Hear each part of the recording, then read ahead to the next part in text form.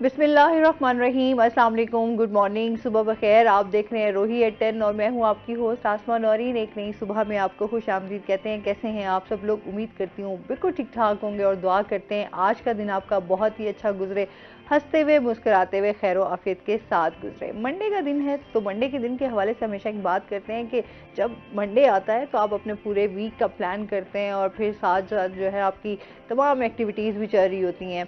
अच्छा, इतनी मसरूफियात वाली ज़िंदगी है, यकीन करें इतनी अफरा तफरी है कि सम टाइम ना इंसान को अपने लिए भी टाइम नहीं मिलता कि यार अपने लिए टाइम निकालना मैं समझती हूँ बहुत ज़्यादा ज़रूरी है। सम टाइम इंसान को जो है अकेले रहकर भी बहुत सारी चीज़ों को एनालिसिस अपना करना चाहिए कि आपको अपनी इस्लाह कैसे करनी है। हम लोग जो है हमेशा देख रहे होते हैं, जज कर रहे होते हैं। बेसिकली जो हमारे अब मुआशरे में ये चीज़ जा रही है कि हम दूसरों को जज करते हैं, तो कभी खुद को भी जज करने की कोशिश करें। जब आप अपनी तरफ सवाल उठाएंगे तो मेरे ख्याल में फिर आपको ज़रूरत ही नहीं पड़ेगी कि आप किसी के ऊपर जो है वो सवाल उठाएं या किसी को जज करें। मैं समझती हूँ हर इंसान ना अपने अंदर एक खुद जंग लड़ रहा होता है। पता नहीं क्या हालात होते हैं, क्या सिचुएशंस होती हैं, क्या सोचें होती हैं इंसान की, और हम लोग जो है खुद से बहुत सारी चीज़ें अज्यूम करके उस इंसान को कभी गलत ठहरा देते हैं, कभी किसी को कुछ बुरा भला कह देते हैं। तो हमें चाहिए कि हम जो है अपनी इस्लाह करें। जब हम अपनी इस्लाह कर लेंगे ना तो फिर जब हमारे अंदर चेंज आएगा तो फिर हम दूसरों में भी चेंजिंग जो है वो इजीली ला सकते हैं। फिर शायद हम इतनी तनकीद का सामना भी ना करें। इसी के साथ जो है अपने प्रोग्राम का सिलसिला आगे बढ़ाएंगे। आज हमारे साथ जो गेस्ट मौजूद हैं वो हैं जी हमारी बड़ी अच्छी दोस्त हैं दुआ बुखारी, सोशल एक्टिविस्ट हैं। तो आज हमारे साथ शो में भी मौजूद है। अस्सलाम वालेकुम। वालेकुम अस्सलाम। कैसी हैं आप दुआ? ठीक ठाक हैं जी, अल्लाह का शुक्र है। इतनी सीरियस हो के आज ये बैठी है मैं तो ये परेशान हो गई, अल्लाह खैर करे, इसे क्या हो गया? अभी आपने कहा ना मंडे, आप समझ सकती हैं संडे के फौरन बाद मंडे और फिर सुबह का वक्त। हाँ। अच्छा यार, मुझे सब कहते हैं यार सुबह उठना कैसे तुम सुबह उठ जाती हो इतना ही। मैं कहती हूँ यार अब मुझे काफ़ी अरसा हो गया है कि मेरी एक रूटीन बन चुकी हुई है। अच्छा, पहले जब मैं थोड़ी सी मैंने जॉब से ब्रेक लिया था तो उस टाइम ये था कि मुझे सुबह 12 बजे कभी 1 बजे मेरी सुबह होती थी, तो नमाज के बाद मैं फिर सो जाती होती हाँ थी। जी, बिल्कुल। तो उसके बाद जैसे ही फिर वो अभी जो रूटीन बनी हुई है वो इस तरह है कि नमाज पढ़ के फौरन जो है आप तैयारी स्टार्ट कर देते हैं और फिर ऑफिस भी आना होता है। बिल्कुल, तो सारी एक मुकम्मल तैयारी होती है। तो तुम मेरे ख्याल में सुबह मुश्किल होता है तुम्हारा उठना, है ना? सुबह कब होती है? मैंने जो है किसी जॉब पे तो जाना नहीं, आपको पता मेरा अपना काम है, अपना बिजनेस है, तो वो ऑफिस में ऑलरेडी स्टाफ पहुंच चुका होता है। काम के बड़े मजे होते हैं और वो मुझे अपडेट आ चुकी होती है सारी मोबाइल पे कि ये हो गया, ये रह गया है। तो मैं जब उठती हूँ तो फिर चक्कर लगा लेती हूँ ऑफिस का, बस ये होता है। इसलिए यार मैं भी चाहती हूँ ऐसी एक लाइफ हो जाए, आप सारी चीजें आपके पास पड़ी हो और बस जाए आप ऐसे चक्कर लगा के आ जाए। बहरहाल वो कहते हैं ना, जिंदगी का कोई भी काम हो जिसमें आपका खुद का इंटरेस्ट हो वो आप बहुत अच्छे से करते भी हैं, उसको निभाते अगर भी आपका इंटरेस्ट और आपका पैशन ही आपका सोर्स ऑफ इनकम बन जाए ना तो आप सक्सेसफुल हो जाते हैं। हाँ बिल्कुल, ऐसे मेरे केस में ऐसा ही हुआ था। मैंने अपने पैशन और जो है ना इंटरेस्ट को ही सोर्स ऑफ इनकम बनाया है और उसमें मैं अल्हम्दुलिल्लाह बहुत सक्सेसफुल हुई हूँ। चलें, ये बहुत अच्छी बात है। और खुद भी हम एक बात करते हैं ना कि ख़वातीन को जो स्पेशली खुद से जो है ना उनको इंडिपेंडेंट होना चाहिए। जी बिल्कुल, ये बहुत हालात जैसे भी हों, जैसी भी परेशानी हो, तो जब खातून जो है वो कमाने वाली हो और घर का सिस्टम अच्छे से चला रही हो तो देखिए फीमेल तो ऑलराउंडर होती है, ठीक है। अगर वो घर के अगर वो फाइनेंशियली सपोर्ट नहीं करी तो वो पूरा घर सपोर्ट कर खुद वैसे भी सपोर्ट करी है। और अगर कभी उसको ज़रूरत पड़े सपोर्ट करने की फाइनेंशियली तो भी उसको इतना पावरफुल होना चाहिए कि वो ऑलराउंडर ही रहे। बिल्कुल, और ये काम सिर्फ फीमेल ही कर सकती है। क्या बात है। हम ख़वातीन को हमेशा हम कहते हैं ना हम अब तो वैसे भी हम कहते हैं ना मर्दों के शाना बशाना हम काम कर रहे हैं, तो हमारी एफर्ट्स भी जो हैं वो ज़्यादा होती हैं। तो घर में भी टाइम देना, आपका सोशल सर्कल भी होता है, आपने उसको भी साथ लेके चलना, फैमिली, फिर जॉब, फिर आपका ये तमाम चीज़ें जो हैं वो आप बड़े अच्छे से औरत मैनेज कर रही होती है। बज़ाहिर लग रहा होता है कि शायद इतनी कोई एफर्ट्स नहीं है, बट हमें जो घर को चला रही होती है उसे बेहतर पता होता है। ऐसे ही है, बिल्कुल ऐसे ही है। अच्छा, इसके साथ ही दुआ से जो है इनकी सोशल एक्टिविटीज़ के हवाले से भी जानेंगे, क्योंकि ये सोशल बहुत ज़्यादा इश्यूज़ को देख रही होती हैं। और जिस तरह से हमेशा मैं बात करती हूँ कि हमारे इस टाइम मुश्किल वक्त में जो है बहुत ज़्यादा मसाइल हैं लोगों के लिए, परेशानियाँ हैं, स्पेशली अगर हम बात करते हैं कि सफ़ेद पोश लोग जो हैं, जो मिडिल क्लास फैमिली है वो बहुत डिस्टर्ब हुई है, ऐसे बहुत सारे ऐसे लोग मौजूद हैं हमारे इर्द गिर्द। अब तो मैं समझती हूँ कि इर्द गिर्द अब आपको ढूंढने की इतनी कहीं आपको वो नहीं ज़रूरत पड़ेगी, आपके इर्द गिर्द बहुत सारे लोग मौजूद होते हैं और आपको पता होता है आपकी फैमिलीज में कुछ ऐसे लोग मौजूद होते हैं ये मैं समझती हूँ आपकी मदद का इंतज़ार कर रहे होते हैं कि शायद जो है वो आप किसी को बताए बगैर, किसी को दिखाए बगैर जो है उन तक पहुंचे और उनकी हेल्प कर सकते हैं। ऐसे ही है? बिल्कुल ऐसा ही ज़रूरी है। देखिए, मसाइल पे बात ना हर दफ़ा करते हैं हम, लेकिन इनका हल अब निकलना चाहिए। मैं ये समझती हूँ, और वो हल की तरफ हम जाते नहीं ना। वो हल ऐसे निकलेगा कि हर इंसान अपनी इंडिविजुअल एफर्ट करे। मैंने लास्ट टाइम भी एक बात की थी कि अगर आप किसी एक इंसान को भी कुछ करके दे सकते हो तो आप उसको उसके लिए भी करें। उससे ये फायदा होगा कि एक दिया तो जलेगा। बड़े पैमाने पे आप ना करें, लेकिन किसी एक बंदे के लिए कुछ कर जाएं। आप अपने सराउंडिंग में देख लें, अपनी फैमिली में देख लें, अपने दोस्तों में देख लें। अच्छा, समटाइम हमारे बहुत सारे ऐसे दोस्त होते हैं जिनका हमारे ना नज़रों में इमेज बना होता है एक, कि हमें ऐसा लगता है कि यार इसको ना कोई इशू नहीं है, लेकिन कहीं ना वो परेशान होता है और वो कह नहीं पा रहा होता हमसे, हालांकि हमारा बड़ा अच्छा दोस्त होता है। तो इस तरह के केसेस में, इस तरह की चीज़ों में ना आपको खुद ही ढूंढना चाहिए कुछ ऐसा, कोई ऐसा लिंक, कोई ऐसा बंदा। और उसके लिए भी ना देखने वाली आंख और सुनने वाला कान बड़ा ज़रूरी है। कभी कभार ना हमें एक ही शख्स दरकार होता है जो हमारी बात सुने भी, हमें समझे भी और हमारी बात का जवाब भी दे। बिल्कुल ऐसे ही है। तो ये चीजें तो आजकल वैसे भी हम कहते हैं ना कि सुनने को कोई तैयार नहीं होता। ऐसे ही है, सुनने को बोलना हर इंसान चाह रहा होता है। वही बात है ना कि खुशी में तो हर इंसान ही साथ होता है। आप इंसानियत का फर्ज अदा तब करेंगे जब आप दुख में भी, परेशानी में भी साथ देंगे अपने दोस्त का। तो ये असल बात ये है कि हम, वही बात अभी मैंने जो की है कि हमें देखने वाली आंख और सुनने वाले कान की ये सब ज़रूरत है, वरना हमारे मसले कभी भी सोल्यूशन की तरफ नहीं जाएंगे। अच्छा, क्या देखती हो? जाहिर सी बात है फील्ड में जाना, फिर ये एक ऐसा काम है जो मैं कहती हूँ अल्लाह ताला ने ना लोगों की ड्यूटियाँ लगाई हुई हैं। अच्छा, ये भी अल्लाह की तरफ से ही होता है। बिल्कुल, अल्हम्दुलिल्लाह। मैं अपने आप को बड़ा ब्लेस्ड फील करती हूँ कि मैं ये काम ये इंसानियत की खिदमत करना ये बहुत बड़ा काम है। अगर हम बिल्कुल, ये एक छोटा काम नहीं होता। जाहिर सी बात है आपकी मुश्किलात भी होती हैं, परेशानियां भी आपको देखनी पड़ती हैं, लोग आप पे ट्रस्ट भी नहीं कर रहे होते, मतलब अच्छा फिर स्पेशली जब खवातीन निकलती हैं इस चीज के लिए कि उन्होंने इंसानियत की खिदमत करनी, तो ज्यादा मुश्किलात होती है। बिल्कुल ऐसा ही है, मेल फीमेल दोनों के लिए मुश्किलात होती है। हाँ जी, होती हैं, बिल्कुल होती हैं।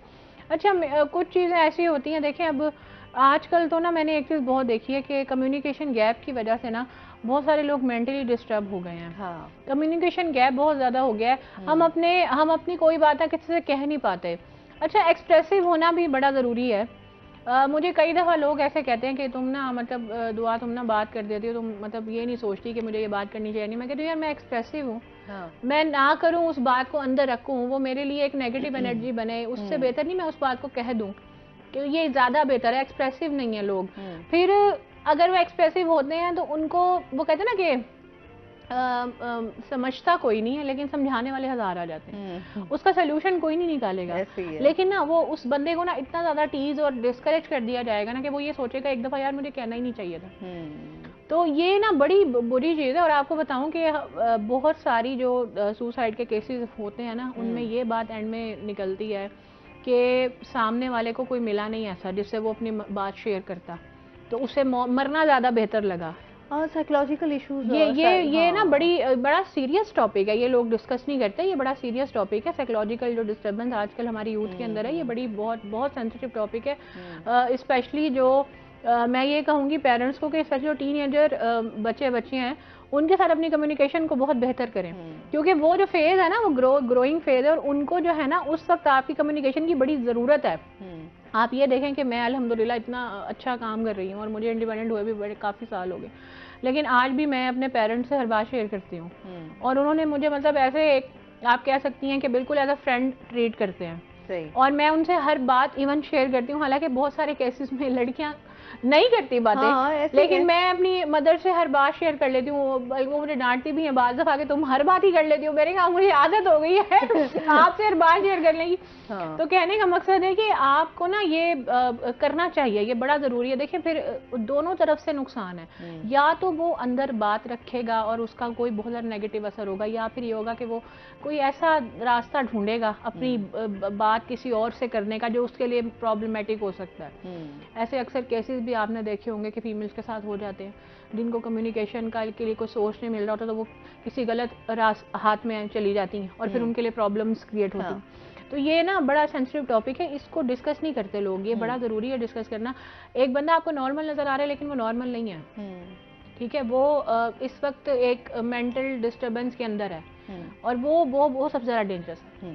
अच्छा, फिर वही बात है ना कि हम ये तमाम चीज़ें ओवरकम, क्योंकि हम जिस माशरे में रह रहे हैं वहाँ पर महंगाई भी है, बेरोजगारी भी है, और बहुत सारे इस तरह के मसाइल हैं, किसी एक मसले के साथ तो चल नहीं रहे होते, तो हजार चीज़ें जो हैं वो आपके माइंड में चल रही होती हैं, तो वो माइंड को इस तरह से आपके घुमाती है ना कि इंसान को फिर कोई रास्ता समझ में नहीं आ रहा था एक्चुअली करना क्या है। तो ये तमाम चीज़ें जो हैं, जाहिर सी बात है, हम आपकी क्योंकि सोशल उसमें एक्टिविटीज़ में आता है कि लोगों की हेल्प कैसे करनी है, या लोगों के लिए इस टाइम सबसे जो मेन चीज़ आती है वो आता है ज़रूरियात ज़िंदगी, बिल्कुल, आपकी खाने पीने की अशिया। अच्छा, वो क्योंकि जाहिर सी बात महंगी है, हर बंदा जो है, अब पेट तो हर किसी के साथ लगा हुआ है और उसको भरना भी है। तो जहाँ 2 वक्त की रोटी जो है वो लोगों के लिए मुश्किलात बनी हुई थी कि 2 वक्त की रोटी कैसे खाएं, अब वहाँ पर 1 वक्त का खाना भी लोगों के लिए मुश्किल हो गया। तो इस तमाम चीज़ों को देखते हुए लोगों की किस तरह से हेल्प करती हो, थोड़ा जो समाजी तंजीमें काम कर रही हैं क्या उनके साथ अटैच होके करती हो, या खुद अपना जो है इंडिपेंडेंट होके, या अपनी कोई टीम आपने बनाई हुई है उसके साथ लेके जा रही हो? अच्छा, मैंने जब करियर स्टार्ट किया था ये काम करना, तो मैं अपने भी हाफ पे ही करती थी। फिर मुझे मेरे कुछ क्लोज फ्रेंड्स ने ये कहा कि आप एक पैनल बना लें, उससे आपको ये आसानी होगी कि अगर किसी ने आपके साथ अटैच होना है तो आपसे अटैच हो जाएगा। सॉरी टू से, इस वक्त बहुत सारे लोग ऐसे हैं जो सही मायनों में काम नहीं कर रहे, इसलिए मैं किसी के साथ नहीं करती। मेरा इंडिविजुअल काम है। मुझे अगर कोई डोनर कांटेक्ट करता है, वो चाहता है कि वो विजिट कर ले, वो चाहता है कि उसको प्रूफ दिया जाए, तो उसे दिया जाता है। लेकिन पब्लिकली मैं कभी भी ना जो है ना ये नहीं करती कि मैं राशन देते हुए तस्वीरें बनाऊं और उसको सोशल मीडिया पे लगाऊं, नॉट एट ऑल। हाँ, जो हमारे डोनर्स हैं उनकी तसल्ली के लिए उनको हम भेज देते हैं, लेकिन हम कभी पब्लिसाइज नहीं करते, क्योंकि ना ये मैंने शुरू से ही नहीं रखी बात। अगर कोई मुझे इंसिस्ट करता है इस बात पे तो मैं उसको स्ट्रिक्टली कह देती हूँ कि आप हमें डोनेशन ना दें। देखिए, ये एक बड़ा सेंसिटिव मैटर है कि एक बंदा आपसे राशन ले रहा है, आप उसकी तस्वीर लगा रहे हैं। हाँ, ये बहुत पैथेटिक वे है, इज्जत नफ्स को ये एथिकल तो एथिकली भी बहुत बुरा है। अच्छा जी, इसमें मजीद भी बात करते हैं नाज़रीन, अभी हमने जाना है ब्रेक पे, हमारे साथ रहिएगा।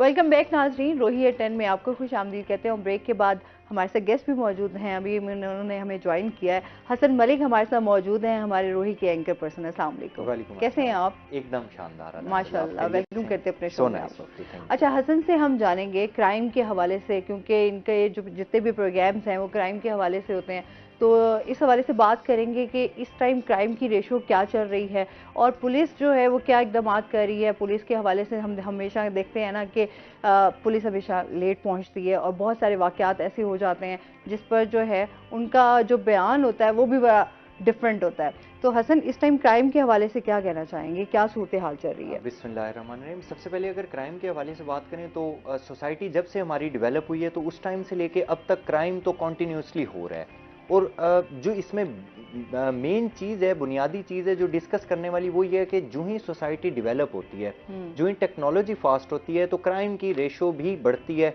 और क्राइम भी उसी तरह से फास्ट होता है। ये एक अटल हकीकत है। इसमें जो चीज़ अब आजकल जो चीज़ हम लोग फेस कर रहे हैं वो बेसिकली हम फ्रॉड किस चीज़ के ज़रिए फेस कर रहे हैं, डायरेक्टली इनडायरेक्टली जो क्राइम का दौर था वो चला गया। अब उसके साथ साथ जो चीज़ है वो हम ऑनलाइन काफ़ी सारे फ्रॉड्स फेस कर रहे हैं, काफ़ी सारी ऐसी चीज़ें हैं। अभी की अगर मैं आपको बात करूं तो कुछ रोज़ पहले ही थाना सीतलमाड़ी की हदूद से एक गैंग गिरफ्तार हुआ। तो वो क्या करते थे, वो बल्ब बेचते थे, वो झांसा देकर लोगों को अपने पास बुलाते थे कि जी आपने बल्ब खरीदा था, आप आए, आपका इतने लाख का, इतने करोड़ का इनाम निकला है, तो वो जो ही उनके पास जाते थे तो लूट मार के जरिए उन्हें गन पॉइंट पर या उन्हें अगवा करके, तो इस तरह के मामला भी काफी ज्यादा बढ़ रहे हैं।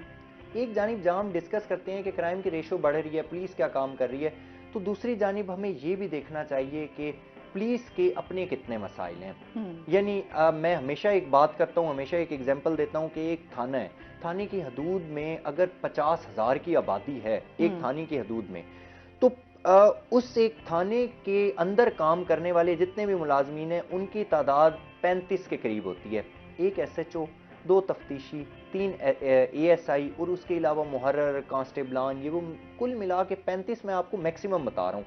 तो 35 लोग जिन्होंने थाना भी देखना है, कचहरी भी देखनी है, क्राइम की रेशो को भी कंट्रोल करना है, उसके अलावा 15 की कॉल्स भी रिसीव करनी है, कहीं इमरजेंसी हो जाती है वो भी करनी है, उसके अलावा कहीं आटा डिस्ट्रीब्यूशन का पॉइंट लग जाता है, कोई हंगामी सूरत हाल होती है, इन तमाम तर सिचुएशंस को देखने के बाद भी उन्होंने क्राइम भी कंट्रोल करना है। यानी सबसे जो बुनियादी बेसिक चीज है वो हमारे पास हमेशा से रिसोर्सेज की कमी रही है। किसी भी इदारे में चले जाएं, रिसोर्सेज की हमेशा कमी होती है, लेकिन उसे मैनेज करने का तरीका आना चाहिए। यानी जहां पर कोई क्राइम की रेशो बढ़ती है तो उसके पीछे कुछ वजूहात होती हैं। क्राइम की रेशो बढ़ने के पीछे जो बुनियादी वजह है हमारे मुआशरे में अनएम्प्लॉयमेंट है। अनएम्प्लॉयमेंट के साथ हमें टेक्निकल चीजें नहीं सिखाई जाती। फॉर एग्जाम्पल मैं आपको बताता हूं कि तालीम तो दी जाती है, डिग्रियां बहुत सारी दी जाती हैं, लेकिन उन डिग्रियों का क्या फायदा कि उन लोगों के पास अगर टेक्निकल कोई चीज ना हो। यानी अगर सपोज करें हमारा मुल्क जॉब जनरेट्स नहीं कर रहा, तो आपके पास कोई इस तरह के स्किल्स जरूर होने चाहिए, टेक्निकल स्किल्स जरूर होने चाहिए कि आप अपना पेट पाल सकें, आप अपने घर वालों का पेट पाल सकें, आप अपने बच्चों का पेट पाल सकें। अनफॉर्चुनेटली हम सिर्फ और सिर्फ डिस्कस करते हैं उन चीजों को कि आपने क्या किया हुआ है, आपने MPhil किया हुआ है, आपने MS किया हुआ है, तो आप जॉब लेस हैं। जॉब लेस हैं, ठीक है, कोई ऐसी बात नहीं है, जॉब कभी भी आपको प्लेट में रखी हुई नहीं मिलती, लेकिन आपको मामलात अपने स्टेबल करने पड़ते हैं। कभी इस तरह से स्टेबल करने पड़ते हैं कि आपके पास अगर स्किल्स हो, सपोज करें आपके पास किसी भी किस्म का स्किल है, तो घर बैठे हुए भी आप लाखों कमा सकते हैं, ऑनलाइन के जरिए लाखों कमा सकते हैं। नाबीना लोग, अगर मैं आपको माजूर लोगों की एग्जांपल दूं, तो माजूर लोग भी इसी तरह से होते हैं। अगर वो माजूरी को ही बहाना बनाएं या अपने ऊपर डोमिनेट कर लें माजूरी को, तो वो कभी भी अपना पेट नहीं पाल सकते, अपने बच्चों का पेट नहीं पाल सकते। बिल्कुल ऐसे ही है। और फिर वही बात आ जाती है ना कि अभी जिस तरह से चोरी डकैती की वारदातें हम देखते हैं, आए रोज जो है वो इस तरह स्ट्रीट क्राइम जो है वो ज्यादा बढ़ चुका हुआ है। अच्छा, अभी हम क्या देखते हैं कि हमारे बहुत सारे नौजवान जो हैं वो इसमें ज़्यादा टीनेजर्स जो हैं, जिनकी एज जो है वो 18 साल, 19 साल, 20 साल, इससे ज़्यादा के। अच्छा, एक तो पहले हम देखते थे ना कुछ ग्रोह जो है वो डकैती की वारदातों में मुलविस हैं। अच्छा, वो छोटी छोटी चोरियों पे आते भी नहीं है, ना ही करते हैं। लेकिन अभी तो जो सूरत हाल बनी है वो ये है कि लोग जो, जाहिर सी बात है, यंग हैं, उनको आइडिया नहीं होता, और वो जो चीज़ छीनते हैं उसके बाद जो है फ़ौरन से जान लेने पे भी आ जाते हैं। तो अभी तो हम ये इन चीज़ों से घबराएंगे। अकेली औरत जो है वो बाहर नहीं निकल सकती। अच्छा, चाहे वो बच्चे हैं, चाहे नौजवान हैं, चाहे बुजुर्ग हैं, और किसी को भी नहीं बख्शना। अच्छा, उसके पीछे मैं आपको एक रीज़न बताता हूँ। आपने जो बात की है नौजवानों वाली, पढ़े लिखे नौजवानों वाली, वो लोग क्यों आ रहे हैं, उनका गिरोह, इसमें सबसे बेसिक जो चीज़ है, हमारे मुआशरे को सबसे ज़्यादा जिस चीज़ ने इस वक्त तबाह किया हुआ है, स्पेशली नौजवानों को, वो एडिक्शन है, वो आइस है, वो इस तरह की चीजें हैं जिन्होंने टोटली तौर पर मुआशरे को तबाह किया हुआ है। हम लोग आए रोज सुनते हैं कि दौरान डकैती फायर लगा, शहरी जाँ बहक हो गया, हालांकि मज़ाहमत नहीं होती, उसमें शहरी बिल्कुल हैंड्स अप हो जाता है, वो कहता है कि मेरे पास जो चीज़ है आप ले जाएं, लेकिन बावजूद इसके कि वो उसे लूट कर या उसके बाद उसे बगैर नुकसान पहुंचाए उसका सामान ले जाएं, यानी क्राइम अगेंस्ट प्रॉपर्टी करें, लेकिन वो क्राइम अगेंस्ट पर्सन भी करते हैं। उसकी वजह ये होती है टोटली मेंटल तौर पर अपसेट होते हैं। वो इतने हाई हो चुके होते हैं या उन्हें समझ ही नहीं आती, वो ये समझ रहे होते हैं शायद मेरे पास इस टाइम वेपन है, मैं जो कुछ मर्जी कर दूं, कोई मेरे से पूछने वाला नहीं होगा। अभी कुछ दिन पहले की बात है, मैं आपके साथ एक छोटा सा वाकया भी शेयर करता चलूं कि मेडिकल स्टोर पर रॉबरी हुई, रॉबरी के दौरान ही वो जो गार्ड था वो थोड़ी सी मजामत करने लगा और उन्होंने वेपन से उसे फायर कर दिया। तो वो मुल्जिमान 3-4 घंटे बाद गिरफ्तार हो गए। जो ही गिरफ्तार हुए तो उन्होंने ये बात कन्फेस की कि हम पिछले 4-5 दिनों से कॉन्टिन्यूसली आइस का नशा कर रहे थे। आइस का नशा करने की वजह से हमारा मेंटल लेवल इतना अपसेट हो चुका था कि हमें समझ किसी चीज की नहीं आ रही थी। वो सिर्फ बंदा खड़ा हुआ है, खड़ा होने लगे और हमें लगे कि वो हमारे ऊपर मजामत कर रहे हैं, हमें झपट रहे हैं, तो इस वजह से हमने उसे फायर कर दिया, हमने उसे टोटली जान से मार दिया। वही बात है ना कि चीज़ें जो है अब मंशियात का इस्तेमाल बढ़ता जा रहा है, फिर तालीमी इदारे, फिर ये तमाम चीज़ें जो हैं, जिस तरह अभी हम दुआ और मैं जो है वो पहले आपके आने से पहले बात भी कर रहे थे कि हमारे यहाँ महंगाई है, बेरोज़गारी है, तो ये तमाम चीज़ें, साइकोलॉजिकल इश्यूज भी हमारे जो हैं वो बहुत ज़्यादा दिन ब दिन बढ़ते जा रहे हैं, जिसकी वजह से लोग जो है वो क्राइम की तरफ जाते हैं। अच्छा, फिर वो अभी हम सोशल एक्टिविटीज़ में भी यही आता है कि बहुत सारे लोग भी ऐसे जो हैं वो कोशिश कर रहे होते हैं कि इस तरह के कोई ना कोई जो है वो लाजमी नौजवानों के हवाले से काम किया जाए ताकि उनको कहीं पॉजिटिव कामों की तरफ लाया जा सके, क्योंकि नेगेटिविटी बहुत ज़्यादा बढ़ रही है। उसकी वजह है ना, उसकी ये देखें कि नौजवान जितने भी हैं उन लोगों के पास स्किल्स नहीं है, नौजवानों के पास तफरीह की कोई चीज नहीं है, नौजवानों के पास और कोई मामलात ही नहीं है कि जिनको वो डिस्कस तो कर सकें।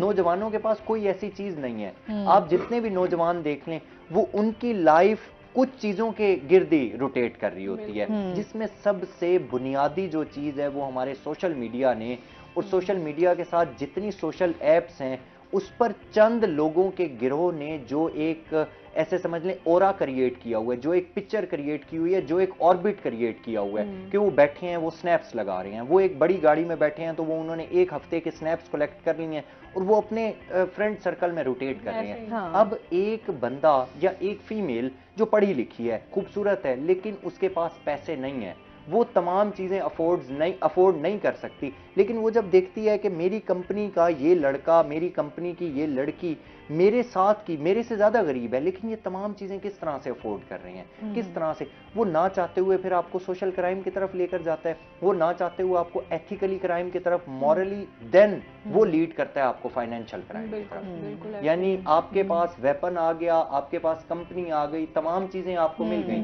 मगर नहीं है तो आपके पास पैसे नहीं है। तो वो आप जब पैसे देखते हैं, लोगों को बड़ी गाड़ियों में देखते हैं, बड़े घरों में देखते हैं, लोगों को अच्छी तस्वीरों में, अच्छे कपड़ों में देखते हैं, तो आप अपने आप को आइडियलाइज करने लग जाते हैं उस स्टेज पर। जो ही आप अपने आप को उस स्टेज पर आइडियलाइज करते हैं तो ना चाहते हुए आपका दिल करता है कि यार अगर वो ये तमाम चीजें ले सकता है तो मैं क्यों नहीं ले सकता। अच्छा, और फिर इसमें एक चीज और भी आती है ना कि वो फिर इस चीज के लिए बस उनको वो चाहिए होता है, मतलब उनके माइंड में होता है कि हमने ये हासिल करना है, फिर वो ये नहीं देखते कि रास्ता सही है या गलत है। बिल्कुल ऐसे फिर वो करते हैं उस चीज को पाने के लिए, उसको हासिल करने के लिए, चाहे वो जैसे भी है। तो ये चीज अभी मैंने आपसे पहले भी यही बात की थी ना कि इसमें ना ज़्यादा जो मेरे ख्याल में जो है कि कम्युनिकेशन गैप जो है ना, ये बहुत ज़्यादा ना, मैं ये समझती हूँ कि वजह में बेसिक यही बनता है इस चीज़ की कि आपका कम्युनिकेशन में गैप आ रहा है, ठीक है, आप डिस्कस नहीं कर रहे हो अपने फ्रेंड सर्कल में, अपनी फैमिली में ये सारी बातें।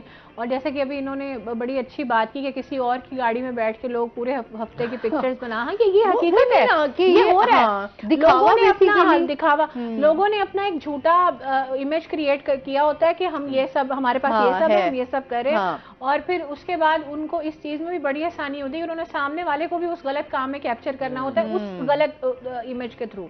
तो ये बड़ा सेंसिटिव पॉइंट है कि फिर वो ये नहीं देखते, वाकई में इन्होंने बिल्कुल सही कहा, वो फिर ये नहीं देखते कि ये रास्ता सही है या गलत है, उन्होंने हासिल करना है तो वो उसे फिर हासिल करते हैं, चाहे उन्हें इसके लिए कुछ भी करना पड़े। और वही बात आ गई कि बेसिकली तो फाइनेंशियल मसला ही है। हाँ, अच्छा दुआ, मुझे ये बताएं कि जिस तरह आपकी सोशल एक्टिविटीज रहती हैं, जिस तरह हमने राशन तकसीम करने के हवाले से हम बात कर रहे थे कि राशन तकसीम किया जाता है, अच्छा इस तरह के बहुत सारे जो फेक लोग भी आ जाते हैं जो अपने आप को ये शो करते हैं कि हमें बहुत ज्यादा जरूरतमंद है, हमें बहुत सारी चीजों का मुश्किलात का सामना है, ठीक है, फिर किस तरह से हैंडल करती हैं? जी, इसका एक बेहतरीन हल ये है कि सबसे पहले तो मैं आईडी कार्ड्स कलेक्ट करती हूँ, ठीक है, रेलेवेंट केसेस के, पर्सन्स के जो मेरे पास आते हैं। मेरा एक पूरी टीम है जो उनकी वेरिफिकेशन करती है। हमारा पूरा 1 हफ्ते का प्रोसेस होता है, ये प्रॉपर वेरिफिकेशन की जाती है, उनके घरों में जाके देखा जाता है, उसके बाद ही उनको राशन दिया जाता है।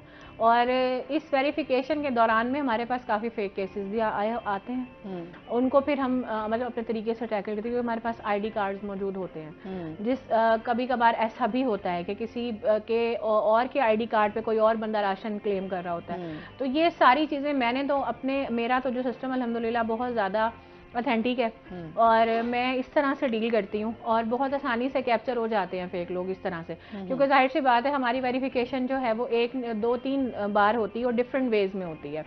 एक तो थ्रू आईडी कार्ड होती है।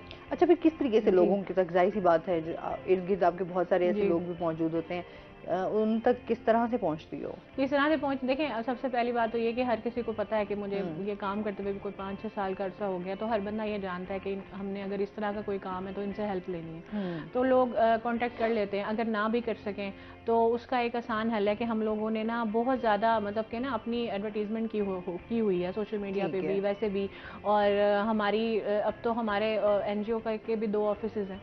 तो बात करने का मकसद है कि मैं ये कहना चाह रही हूँ कि लोगों तक अपना मैसेज डिलीवर करना मुश्किल है, लेकिन नामुमकिन नहीं है। और अक्सर ऐसा होता है कि जो डिजर्विंग लोग वाकई होते हैं ना, वो हमें अप्रोच नहीं करते। हमें उन्हें अप्रोच करना पड़ता है। उसका तरीका ये होता है कि हमें किसी ने रेफरेंस दिया कि फलां घर है, फलां इस तरह का एक वो है, फिर हम उसी अपने तरीके से उसका प्रॉपर वेरिफिकेशन कराते हैं। उसके बाद उनको हम खुद जाके राशन उनके डोर स्टेप पे देते हैं। सही। तो ये हम इस तरह से काम कर रहे हैं। बहुत ज़्यादा हमारा क्लियर काम है, फेयर काम है, और अगर जो हमें सपोर्ट करना चाहता है या जो हमें सपोर्ट कर रहा है वो अपनी तसल्ली के बात करता है। क्योंकि मैं हमेशा अपने हर इंसान को ये बात ज़रूर कहती हूँ कि आप एक बार विजिट कर लें। हर कोई भी नहीं करता, लोग ट्रस्ट भी करते हैं। बहुत सारे ऐसे लोग हैं जो नाम पे ट्रस्ट करते हैं। इतने टाइम से आप काम कर रहे हो, फिर सोशल वेलफेयर पे आप काम कर रहे हो, तो लोग फिर आपको जानते होते हैं। लेकिन वेरिफिकेशन का ये आसान तरीका है, क्योंकि आपको पता है कि आज जो है ना इस तरह के बहुत सारे लोग हैं, जैसे मैंने अभी बताया है कि किसी के आईडी कार्ड पे क्लेम करना या गलत डिजर्विंग ना होना और फिर ये शो करना कि हम डिजर्विंग हैं, तो उसकी प्रॉपर वेरीफाई करने के बाद ही हम उसकी हेल्प करते हैं। सही। तो मजीद भी दुआ से बात करेंगे। नाज़रीन, अभी हमने जाना ब्रेक में, हमारे साथ रहिएगा।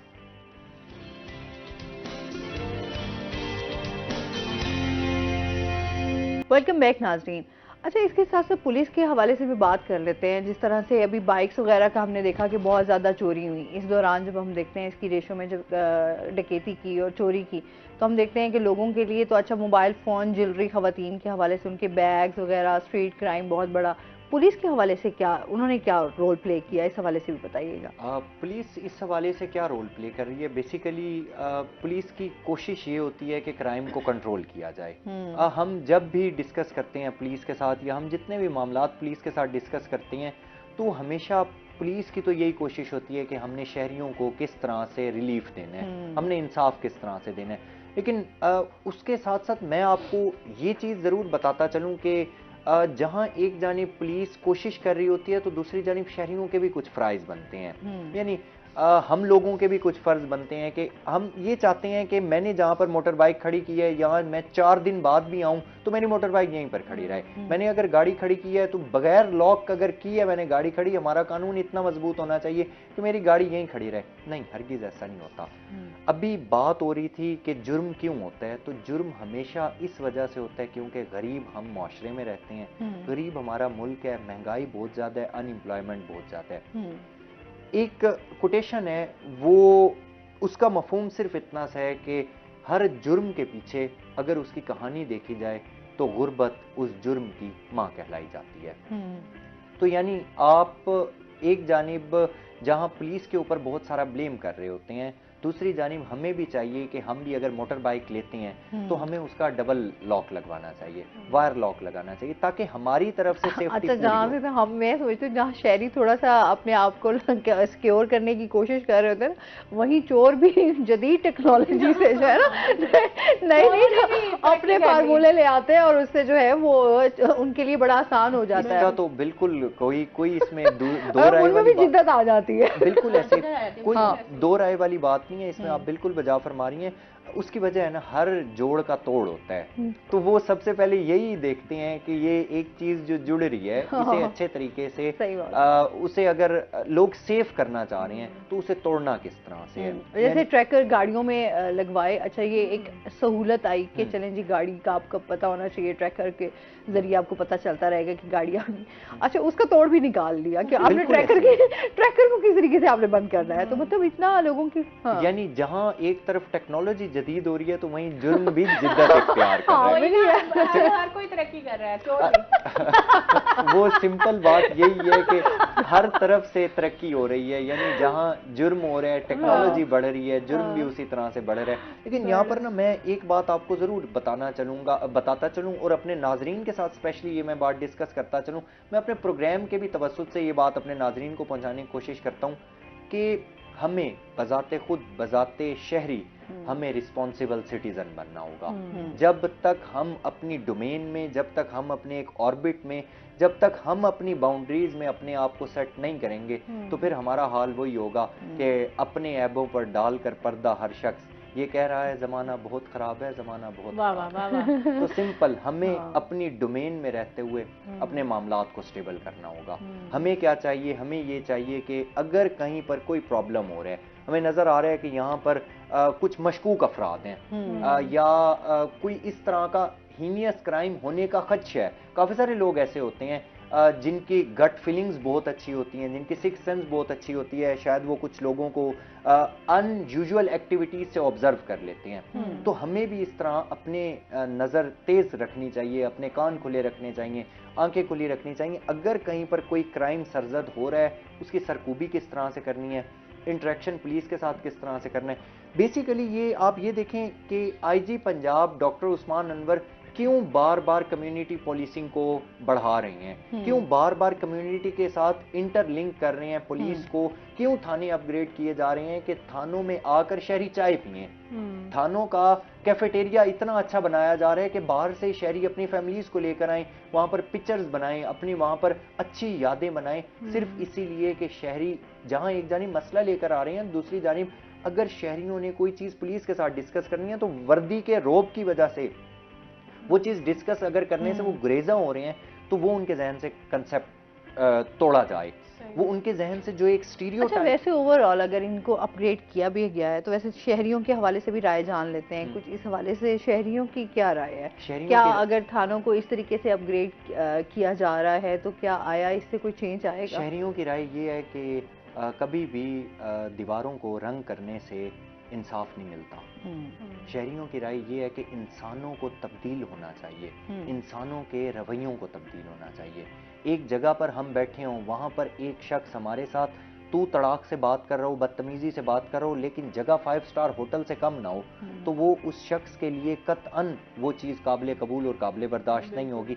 जहां पर उसकी इज्जत का जनाजा निकाला जा रहा हो या जहां पर वो इतनी होप्स लेकर आया हो, इस उम्मीद के साथ वो उस दहलीज पर आया हो कि मुझे यहाँ से इंसाफ मिलेगा, और वहां पर उसके साथ वही एक बैठा हुआ ऑफिसर उसी तू तड़ाक वाले अंदाज में या उसी अंदाज में हुटिंग वाले अंदाज में उसके साथ अगर बिहेव करता है तो वो शख्स ये कहेगा कि मैं इन अच्छे थानों का, मैं नीचे टाइलें लगने का, ऊपर सीलिंग लगने का, अच्छे बल्ब लगने का, एयर फ्रेशनर, परफ्यूम ये वो लगने का मुझे फायदा नहीं है, क्योंकि क्राइम की रेशो आज भी वैसे की वैसे है। अच्छा लोग मसाइल का हल चाहते हैं, बेसिकली तो यही है ना कि किस तरीके से वो अपने मसलों को हल करें। मसाइल का हल होना चाहिए, मसाइल का हल हमेशा इंसान के रवैयों से होता है। कभी भी ऐसा नहीं होता कि आप टोटली तौर पर कानून चेंज कर दें। अब मैं आपको एक बात बताता चलूं, हमें थोड़ा सा सोसाइटी को भी डिस्कस करना चाहिए। आज की जो सोसाइटी है इतनी अफरा तफरी है, इतने मामलात बिगाड़ का शिकार है, हर बंदा बहुत ज्यादा मसरूफ है, हर बंदा अपने अंदर एक समंदर जितनी गहराई लिए हुए है। वो ये चाहता है कि यार मैं लोगों के लिए, मेरी जिंदगी में इतने मसले हैं तो मैं दूसरे का मसला क्यों सुनूं? क्यों सुनने की वजह से हर बंदा अफरा तफरी का शिकार है और हर बंदा परेशानी का शिकार है। हर बंदा चाह रहा होता है मुझे एक कंधा मिले जिससे मुझे सपोर्ट मिले, अच्छा, ये तो दुआ वाली बात आ गई। दुआ इससे पहले दुआ भी यही बातें कर रही थी। मुझे एक कंधा मिले जो सपोर्ट दे, मुझे एक कान मिले जो मुझे अच्छे से सुन सके। सिर्फ ये मसला यूनिवर्सल है। हाँ, मतलब बेसिकली तो हम जिस तरह साइकोलॉजिकल हम इश्यूज की बात कर रहे थे, तो बेसिकली तो यही है ना, मेंटल पीस ही जब नहीं होगा तो फिर हम अपने कोई भी काम जो है या हम अपने जो डिसीजंस हैं उनको हम कभी भी पूरा नहीं कर सकते ना। हम ना इतनी इंसान के पास फिर डिसीजन पावर रह जाती है कि वो कोई भी फैसला ले सके। बिल्कुल। तो फिर जब आप मेंटली सुकून जो है ना वो बड़ा जरूरी है। कुड यू बिलीव कि मैं अभी आपको कह रहा था कि हमें एक रिस्पॉन्सिबल सिटीजन बनना चाहिए, वालदैन को तरबियत करनी चाहिए। थाना शाहरुख आलम की हदूद में एक सिक्योरिटी गार्ड यूटिलिटी स्टोर के बाहर कत्ल होता है और जब मुल्जिमान अरेस्ट होते हैं, आप यकीन करें इंसान हैरानियों के समंदर में गोताजन होकर रह जाता है कि वो एक शख्स जिसकी उम्र 45 साल है, सफ़ेद दाढ़ी है, और वो शख्स अपने बेटे के साथ मिलकर क्राइम सरजद करता था और उसके बेटे की उम्र 15 साल थी। यानी उस बेटे ने और उस बाप ने 7 बच्चों के वालिद को कत्ल किया और सिर्फ उससे लेकर उस यूटिलिटी स्टोर से सिर्फ और सिर्फ 22,145 रुपए थे जो वो उस यूटिलिटी स्टोर से लूट कर गए और उस सिक्योरिटी गार्ड की जो तनख्वाह थी वो 16,000 थी। अब आप अंदाजा करें कि एक बाप जब अपने बेटे के साथ मिलकर क्राइम करेगा तो वो किस तरह से ये सोच रखता है कि मेरा ये बेटा बड़ा होकर अपनी औलाद की अच्छी तरबियत करेगा। ये कैसे मुमकिन है? नहीं है मुमकिन। मैं आपको फिर यही गुजारिश करना चाहूंगा कि हमें अपने मामलात को स्टेबल करना होगा आज ही। ये एक रिपल इफेक्ट है, हम कोई चीज डिप करते हैं उसका इफेक्ट जाता है। जितना बड़ा तालाब होगा, जितना बड़ा वो टब होगा, जितनी बड़ी प्लेट होगी, जितना बड़ा पैंदा होगा, जो ही कोई चीज उसके अंदर जाएगी रिपल इफेक्ट आपका फैलता चला जाएगा। वो आज आपको ये फील हो रहा होगा कि मेरे इस काम की वजह से वो इफेक्ट दूर चला गया है, लेकिन वो दीवारों से टकरा कर जब दोबारा वापस आएगा तो आप उसे फेस नहीं कर सकते। बिल्कुल नहीं कर सकते। ऐसे ही है, ये हकीकत है। फिर मुआशरे का बिगाड़, अभी हम इसी चीज़ों को देखते हैं ना कि जब आपकी ये तमाम चीज़ें बिगड़ी हुई हों तो फिर तरबियत, तो खैर हम जब हमेशा बात करते हैं ना कि तरबियत कहीं खो गई है, अब उस तरीके से हम अपने बच्चों की तरबियत नहीं कर पा रहे, तो वो यही चीज़ें हैं कि जब हम तमाम चीज़ें अपने बच्चों की उस तरीके से जो है फाइनेंशियली जो आता है ना, बेसिकली जो तमाम सर्किट आके सर्कल जो है वो आपका घूमता है, वो आके इसी चीज़ पे रहते हैं कि आपका सिस्टम आपके फिर उसके फाइनेंशियली आपकी जो है वो आप कितने स्ट्रॉन्ग हैं या आपकी कितने ज़िंदगी की ज़रूरियात जो है वो आपकी पूरी हो रही हैं या नहीं हो रही। तो ये वहीं आकर जो है एक ही दायरे में तमाम चीज़ें घूम रही हैं। ऐसे ही है दुआ। बात तो सही है आपकी, लेकिन फाइनेंशियल इशू भी है तो वो पॉजिटिव बेस पे तो सॉल्व हो सके। किसी की लाइफ में एक ही फेज रहे हमेशा, हो सकता है कि कभी मैं अपनी बात करती हूँ हमेशा, एक तो मेरी आदत है मैं किसी की और की बात नहीं करती। हो सकता है कि मेरी लाइफ आज से पहले फाइनेंशियली इतनी स्टेबल ना हो जितनी अब है, लेकिन मैंने तो पॉजिटिव वे में एफर्ट की ना, तो बाकी लोग भी कर सकते हैं। मैं ये समझती हूँ, मतलब वो आपके अपने हाथ में है। पॉजिटिविटी भी तभी ला सकते हैं ना जब हम अपने अच्छा, अब जैसे इन्होंने बात की कि वो फादर बेटे के साथ मिलके करता था, तो ये वो उसकी तरबियत ही कर रहा है, उसकी ट्रेनिंग ही कर रहा है। बिल्कुल ऐसी इस पे मज़ीद बात करते हैं। नाज़रीन अभी हमने जाना है ब्रेक पे, हमारे साथ रहिएगा।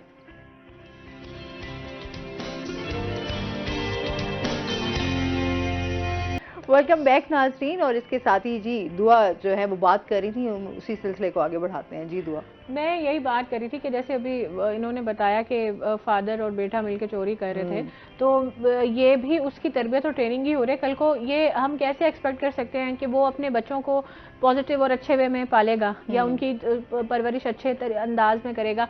जाहिर है जब वो ये देखेगा कि मुझे बगैर मेहनत के एक शॉर्टकट से अर्निंग हो रही है और वो बहुत आसान भी है, तो जाहिर है वो उसी से करेगा। अच्छा, यहाँ पे मैं हर इस चीज़ से इनकार नहीं करती कि मजबूरियाँ नहीं होती, मजबूरियाँ हर किसी की लाइफ में होती हैं, लेकिन मैं बार बार एक बात इसलिए करती हूँ क्योंकि मैं ये समझती हूँ कि जब मैंने किया है तो और भी कर सकते हैं।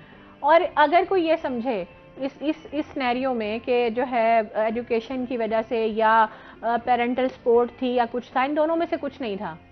पेरेंटल सपोर्ट सिर्फ इतनी थी कि मैंने उनको ये बात की थी कि आप मुझ पर ट्रस्ट करके देखें बस एक दफ़ा, और अल्हम्दुलिल्लाह मैंने उनके इस यकीन को ना कामयाब किया। और मैं ये समझती हूँ कि जो अब आ रही हैं फीमेल्स इस फील्ड में या और किसी फील्ड में, उनको भी हमेशा अगर वो मुझसे कभी बात करें या मशवरा लेती हैं तो मैं हमेशा यही बात कहती हूँ कि तुम्हारे लिए जो है रास्ते में परेशानियाँ भी आएंगी, मुश्किलात भी आएंगी, नेगेटिव एनर्जीज भी आएंगी, लेकिन उस वक्त ज़रूरत तुम्हें होगी कि तुम रहो पॉजिटिव।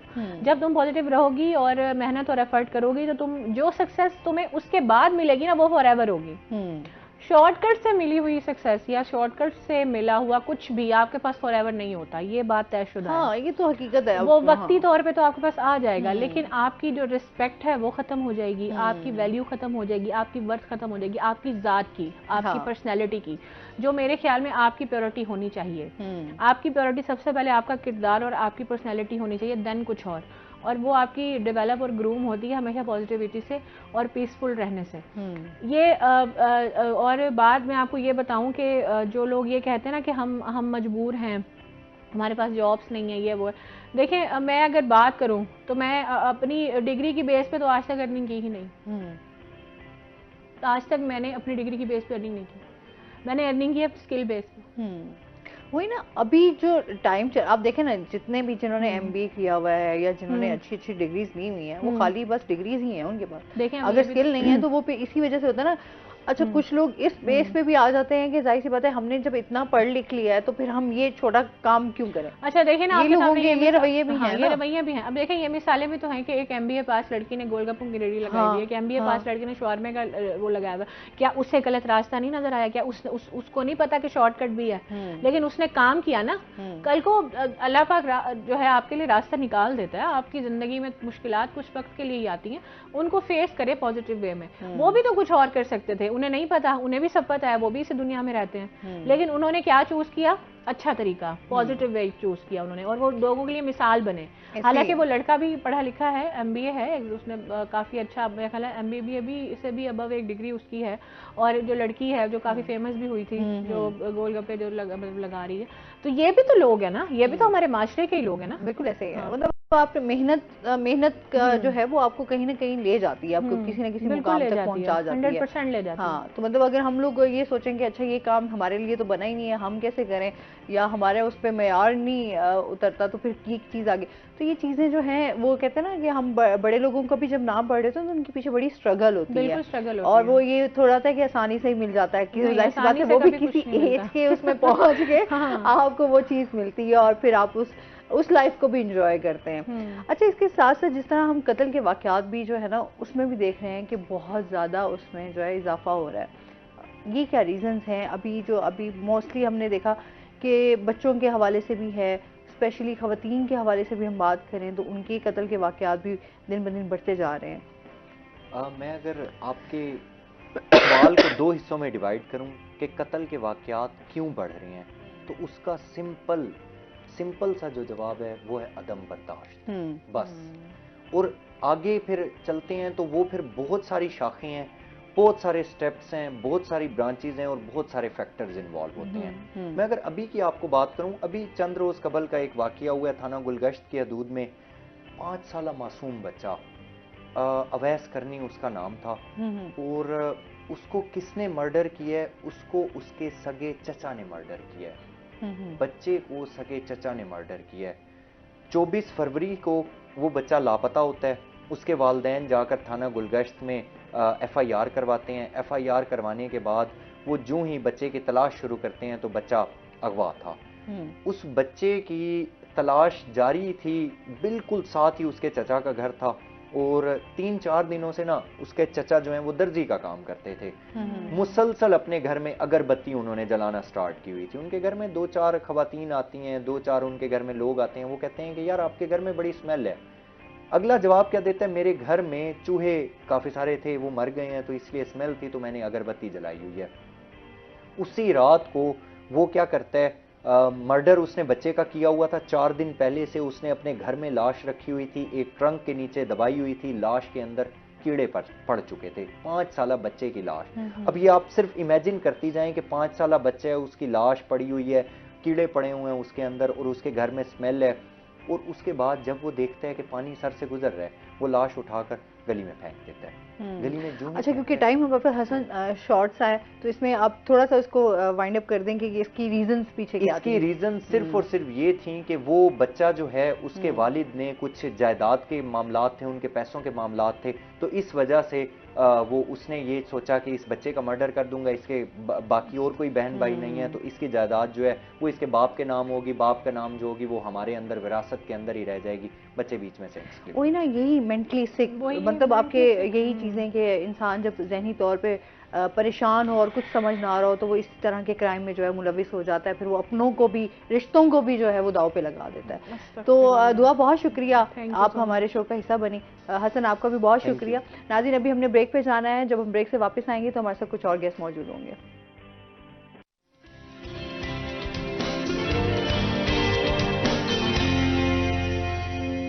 वेलकम बैक नाज़रीन, रोही एट 10 में एक बार फिर से आपको खुश आमदीद कहते हैं। और ब्रेक के बाद हमारे साथ गेस्ट मौजूद हैं, उनका तारुफ करवा देती हूँ। आज हमारे साथ मौजूद हैं जी अनीला अशरफ, हमारे साथ मौजूद हैं, जो कि सोशल एक्टिविस्ट भी हैं और जर्नलिस्ट भी हैं। अस्सलाम वालेकुम, कैसी हैं आप? ठीक ठाक हैं? खैरियत से हैं? अल्हम्दुलिल्लाह। वेलकम करते हैं अपने शो में आपको। और इसके साथ ही जो हमारे दूसरे गेस्ट हैं वो हैं जी यूसुफ आबिद, हमारे साथ मौजूद हैं, जो कि सीनियर जर्नलिस्ट हैं और तजियाकार भी हैं। अस्सलाम वालेकुम, कैसे हैं आप? ठीक ठाक हैं? वेलकम करते हैं अपने शो में आपको।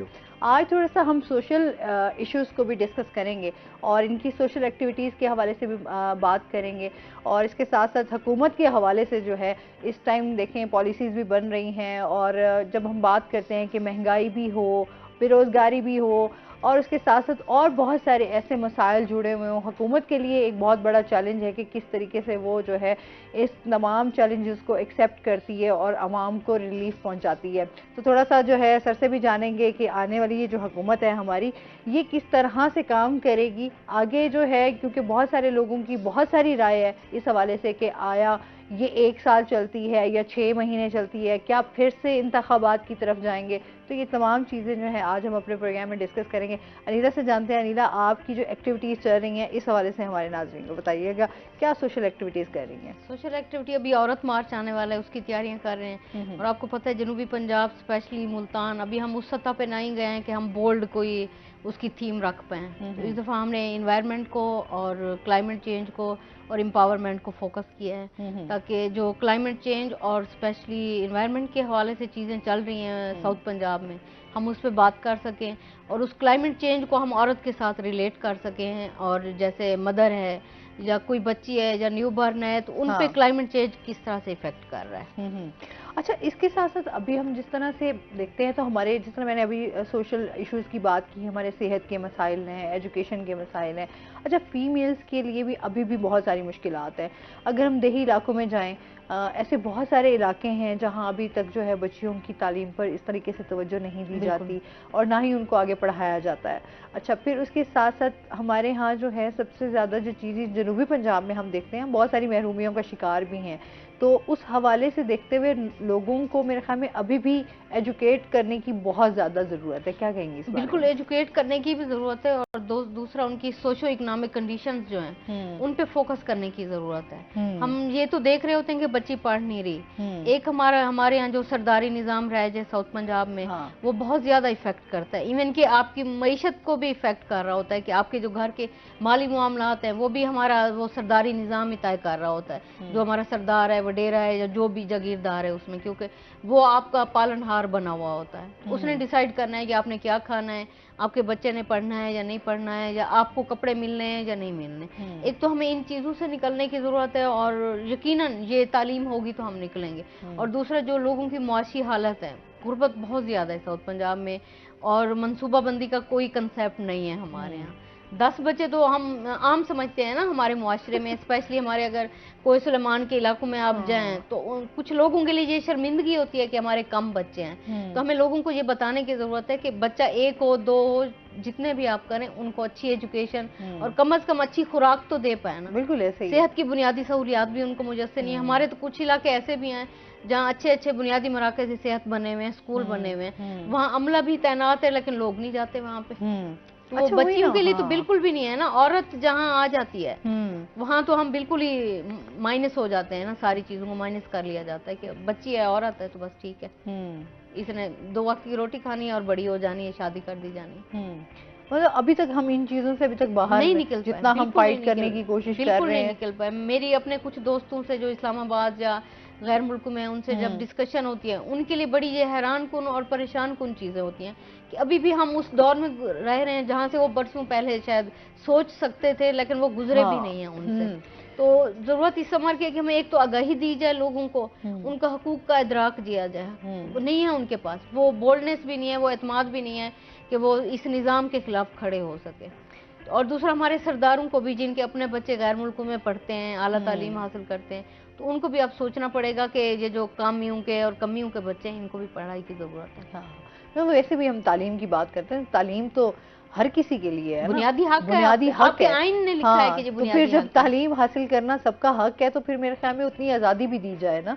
अच्छा, फिर वो एक बात आ जाती है, हम एक आज़ाद मुल्क में रहते हुए भी ना बहुत सारी जगहों पर आज़ाद नहीं है, और फिर जहाँ कहते हैं ना बोलने का आपको राइट है, वो भी आपसे छीन लिया जाता है। अगर आप किसी उस पर खड़े होते हैं, किसी के अगेंस्ट जाते हैं, जुल्म के खिलाफ बोलते हैं, तो फिर आपको ही बहुत सारी मुश्किलात का सामना करना पड़ जाता है। तो हम तो अब तक इन चीज़ों को बहुत झेल, बोलने का हक ही नहीं है ना आपके पास। आप जुल्म बर्दाश्त कर रहे हैं तो आप ठीक है, बिल्कुल। जैसे आप जुल्म के अगेंस्ट बोलेंगे, अपने लिए ही खड़े होंगे, किसी और के लिए भी नहीं, तो वो आपके अगेंस्ट इतनी चीजें होना शुरू हो जाएंगी कि आप खुद शर्मिंदा हो रहे होते हैं। ये प्रैक्टिस मैं देखती हूँ, और मेरे पास मैं क्योंकि HRCP कंप्लेंट सेल को भी देख रही हूँ, तो जेंडर बेस्ड वायलेंस सारा रिपोर्ट कर रहे होते हैं, तो वो खवातीन आती हैं और वो उल्टा शर्मिंदा हो रही होती हैं कि हम पे जुल्म हुआ है, और हम देखें घर से निकल के आए हैं, आपको रिपोर्ट करने तो पता नहीं क्या होगा।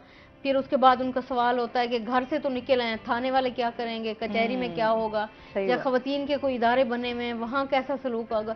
एक फेयर जो है ना, और जब वो घर से निकल के आती है तो वो छत तो उससे छीन चुकी होती है ना, तो आगे कहीं उसको छत नहीं मिलती है, और फिर उसकी आखिरी जो उस केस की या उसके जुल्म की इंतहा होती है, वही सुलह करना ही होती है। हाँ, वो एंड में फिर भी जो है ना, हमारे यहाँ आपको पता है तेजाब से झुलसी हुई ऐसी ऐसी औरतें हैं जिनकी शक्ल हमेशा के लिए बिगड़ चुकी है, और जो वो उनका एक्यूज्ड है वो फिर से उसी के घर में आबाद है, उन्हीं के साथ वो जिंदगी बसर कर रही है।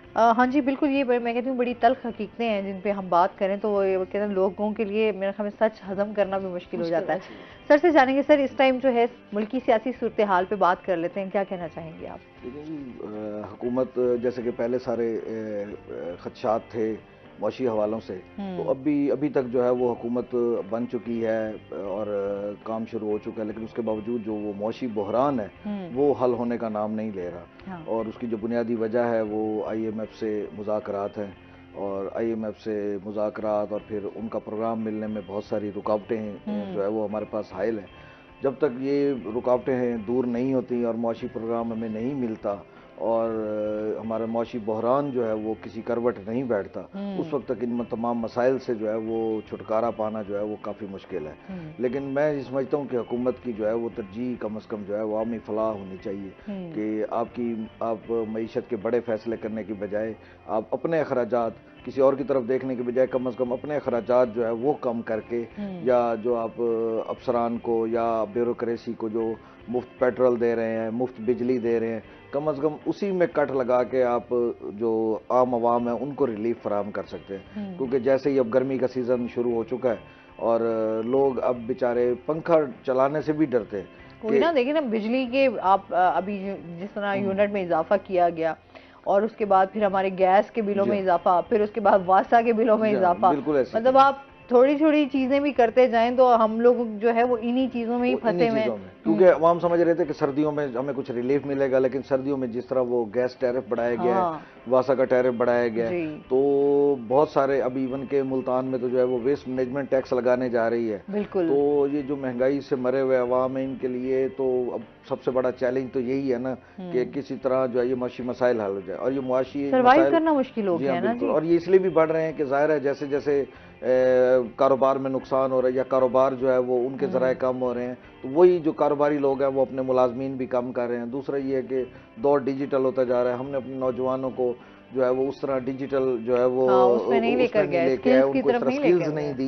अब जैसे हुकूमत का एक बहुत पुराना प्रोग्राम कई सालों से 8-10 साल से हुकूमत पंजाब का भी चल रहा है कि वो नौजवानों को ट्रेनिंग देते हैं, लेकिन उसमें ये है कि आप उन्होंने ये महदूद कर रखा है कि जी उम्र जो है वो 25 साल हो, 30 साल हो। अब मिसाल के तौर पर कोई एक शोबा, जिस तरह हमारे जो सहाफ़ी हैं वो भी कई ऐसे लोग हैं जो काम कर सकते हैं, लेकिन मसला ये कि वो 40-50 साल की उम्र में बेरोजगार हुए हैं, तो अब उन्हें कोई और काम आता नहीं है।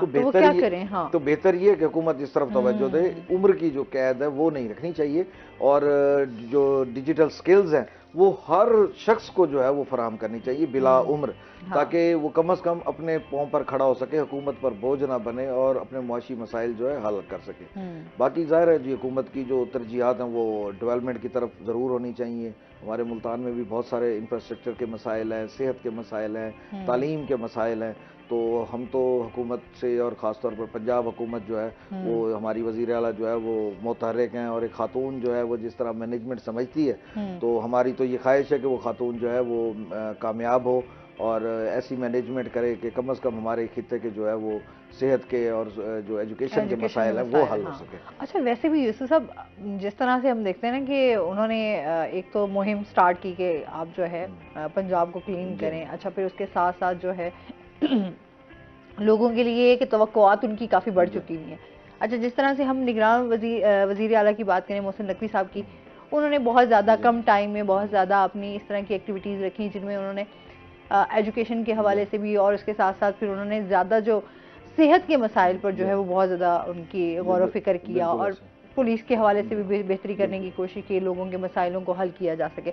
अब लोगों के दिमाग में जो एक इमेज बैठ चुका है तो वो वही चीज़ वो चाह रहे हैं कि अब क्या आया जो है वो मरियम नवाज जो है उनको कम्पीट कर पाएंगी या उनसे बेहतर जो है वो डिलीवर कर पाएंगी। तो अभी तो यही लोगों के जो है ना वो सवालिया निशान जो है यूँ समझ लेंगे मरियम नवाज के लिए। हमारे जी मुल्तान में जो है वो डेवलपमेंट के काम जो है वो बड़े अरसे यानी बहुत सालों से हमारे पास डेवलपमेंट नहीं हुई थी। फिर 2007 में जब यूसुफ गिलानी साहब वज़ीर आज़म बने तो उन्होंने बहुत ज़्यादा मुल्तान में डेवलपमेंट भी की और मुल्तान की एक जो है वो शक्ल बदल कर रख दी।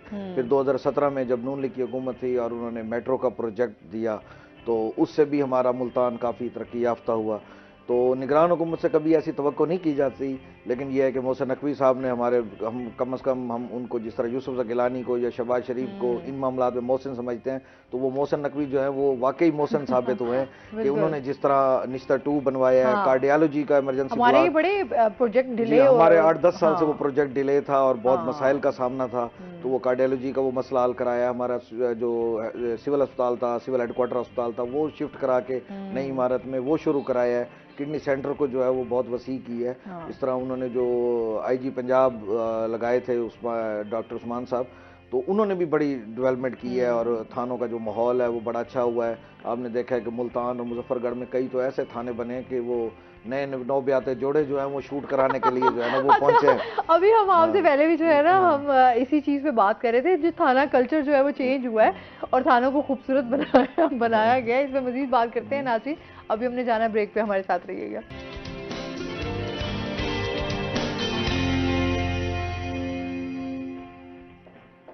वेलकम बैक नाजरीन। अच्छा, हम थाना कल्चर पे बात कर रहे थे कि उनको थानों को अपडेट किया गया है, लेकिन उसी तरीके से मसाइल तो हमारे वहीं के वहीं हैं। मतलब हमने इन चीज़ों को भी देखा कि लोगों के लिए अभी भी FIR जो है वो करवाना मुश्किल है। अच्छा, फिर पुलिस का रवैया थोड़ा सा इस हवाले से भी हमारी चीज़ें बहुत सारी देखने में आती हैं कि सिस्टम को मज़ीद बेहतर करने की ज़रूरत है, जिससे हम कहते हैं ना कि मुल्क में तब्दीली आनी चाहिए, वो फिर नज़र भी तो आए ना। तो तब्दीली देखिए जी इस तरह नज़र आएगी कि वो खातून वज़ीर आला जो है मैं समझता हूँ कि वो पुलिस, असातिज़ा, डॉक्टर इनको कम से कम रिफ्रेशर कोर्स जरूर कराएं और कम से कम इखलाकी जो कोर्सेज है ना वो जरूर कराएं और इवन के जो माहिर नफ्सियात हैं उनके लेक्चर्स जो है वो जरूर कराएं ताकि इनको पता चले कि लोग जो है वो बेचारे अपने पहले ही मसाइल से तंग, जिंदगी से तंग और पहले से उनके दिन में जो है वो खौफ का अंसर होता है कि हम अगर सरकारी अस्पताल में जा रहे हैं तो हमें कितने धक्के खाने पड़ेंगे, अगर हम सरकारी स्कूल में अपने बच्चों को दाखिल करा रहे हैं तो वो बच्चा बस आम सही होगा, आम सा पढ़ेगा, अगर हम थाने जा रहे हैं तो पता नहीं यार आगे हमारे पास किस तरह का रवैया होगा। तो मुल्तान में खैर बहुत सारे SHOs या बहुत सारे पढ़े लिखे अफसर ऐसे भी आए हैं कि जिन्होंने खुद बाहर जाकर लोगों की बात सुनी है या उन्हें कम से कम हौसला दिया है, तो इससे थोड़ी सी कमी हुई है। अच्छा, लेकिन हमारे मुआशरे में बेहतरी भी इसी तरह आ सकती है कि जब हम रवैयों को बेहतर करेंगे, रवैये बेहतर हो जाएं तो मेरे ख्याल में बहुत सारे मसाइल, आधे मसाइल तो वो जी वो कहते हैं ना बेहतर भी हूँ और रवैये जेंडर सेंसिटाइज भी बनाए। हाँ बिल्कुल, वो यकीनन हमने खुद बनाना है अपने सेल्फ से, बट हमें ये अब बनाना पड़ेगा क्योंकि हमारे यहाँ तो ये कल्चर है ना कि दो लोगों की बाहर रोड पे लड़ाई हो रही होती है, गाली माँ बहन को पड़ रही होती है। तो मेरे घर में अगर इवन के बच्चे कोई ऐसी मिसाल थे, अभी वो मेरा बेटा कह रहा था कि तेरी माँ की, मैंने उसे कहा भाई की क्यों नहीं, उसके भाई की कहो, उसके बाप की कहो, ये माँ वाला ये कल्चर जो औरतों को रगड़ा चढ़ाने वाला है ना, मजाक में भी, गुस्से में भी, हर तरह से हो रहा है ना, खुशी में भी, गमी में भी औरत ही रगड़े में आ रही है। तो जेंडर सेंसिटाइजेशन के लिए प्रॉपर मैं तवक्को रखती हूँ कम से कम मरियम नवाज से बतौर खातून सीएम, क्योंकि वो भी जाती होंगी मीटिंग्स में, तो उनको भी बहुत सारे बाज़ इस तरह के रवैये, यकीनन वो वीआईपी कल्चर है, लेकिन उनको ये पता ज़रूर है कि यहाँ किस तरह का निज़ाम है, वो पाकिस्तान की रिहायशी हैं, पंजाब की, तो जेंडर सेंसिटाइजेशन पे उनको फोकस्ड होना चाहिए गवर्नमेंट। अच्छा, ये बहुत सारी चीज़ें जो हैं ना, जिस तरह की हम आप भी बात भी करी थी एजुकेशन के हवाले से, कि हम जब तालीम को बिल्कुल जिस तरह से महंगाई है, तालीम को हमने आम करना था, लेकिन हमने तालीम के हवाले से जो है अब तालीम महंगी हो चुकी है। अब तालीम जो है, हम ये कहते हैं कि आपके पास आपके पास जो है आपका स्टेटस होना चाहिए जिसमें आप अपने बच्चों को भेज सकें, पढ़ा सकें। अच्छा, एक घर में अगर 3-4 बच्चे हैं तो 3-4 बच्चे तो तालीम ही नहीं हासिल कर पा रहे। अच्छा, एक्स गवर्नमेंट के दौर में ये जो इक्वल कार्यक्रम का वो हुआ था, और जो सरकारी स्कूल थे वो इंग्लिश मीडियम पे लेके आए थे आप, उसमें मेरे लिए बहुत था। मेरी सिस्टर आईटी टीचर है, वो एक स्कूल को देख रही होती है ओवरऑल, उसकी जो टीचर थी जो ट्रेनिंग ले रही थी ऑनलाइन उस इंग्लिश कोर्स के लिए पढ़ाने के लिए, उनको अपना लॉगिन करना भी नहीं आता था। वो स्कूल की इंतजामिया ही करके दे, और अक्सर तो वो ऑनलाइन बैठे हुए स्क्रीन ऑफ करके इधर, क्योंकि उनकी दिलचस्पी ही नहीं है। वहाँ एजुकेशन का आपने मियार, जिस सूबे में, ये पाकिस्तान का बड़ा सूबा है हर लिहाज से, वसाइल के लिहाज से, पॉपुलेशन के लिहाज से, इन्वायरमेंट के लिहाज से, शऊर के लिहाज से, लेकिन आज भी जिस सूबे में, अभी इस सूबे में भी ये हालत है कि वो इंग्लिश का निज़ाम तो आपने राइज कर दिया कि इंग्लिश कोर्स पढ़ेंगे बच्चे, लेकिन आपकी टीचर्स पढ़ा नहीं सकते हैं इंग्लिश।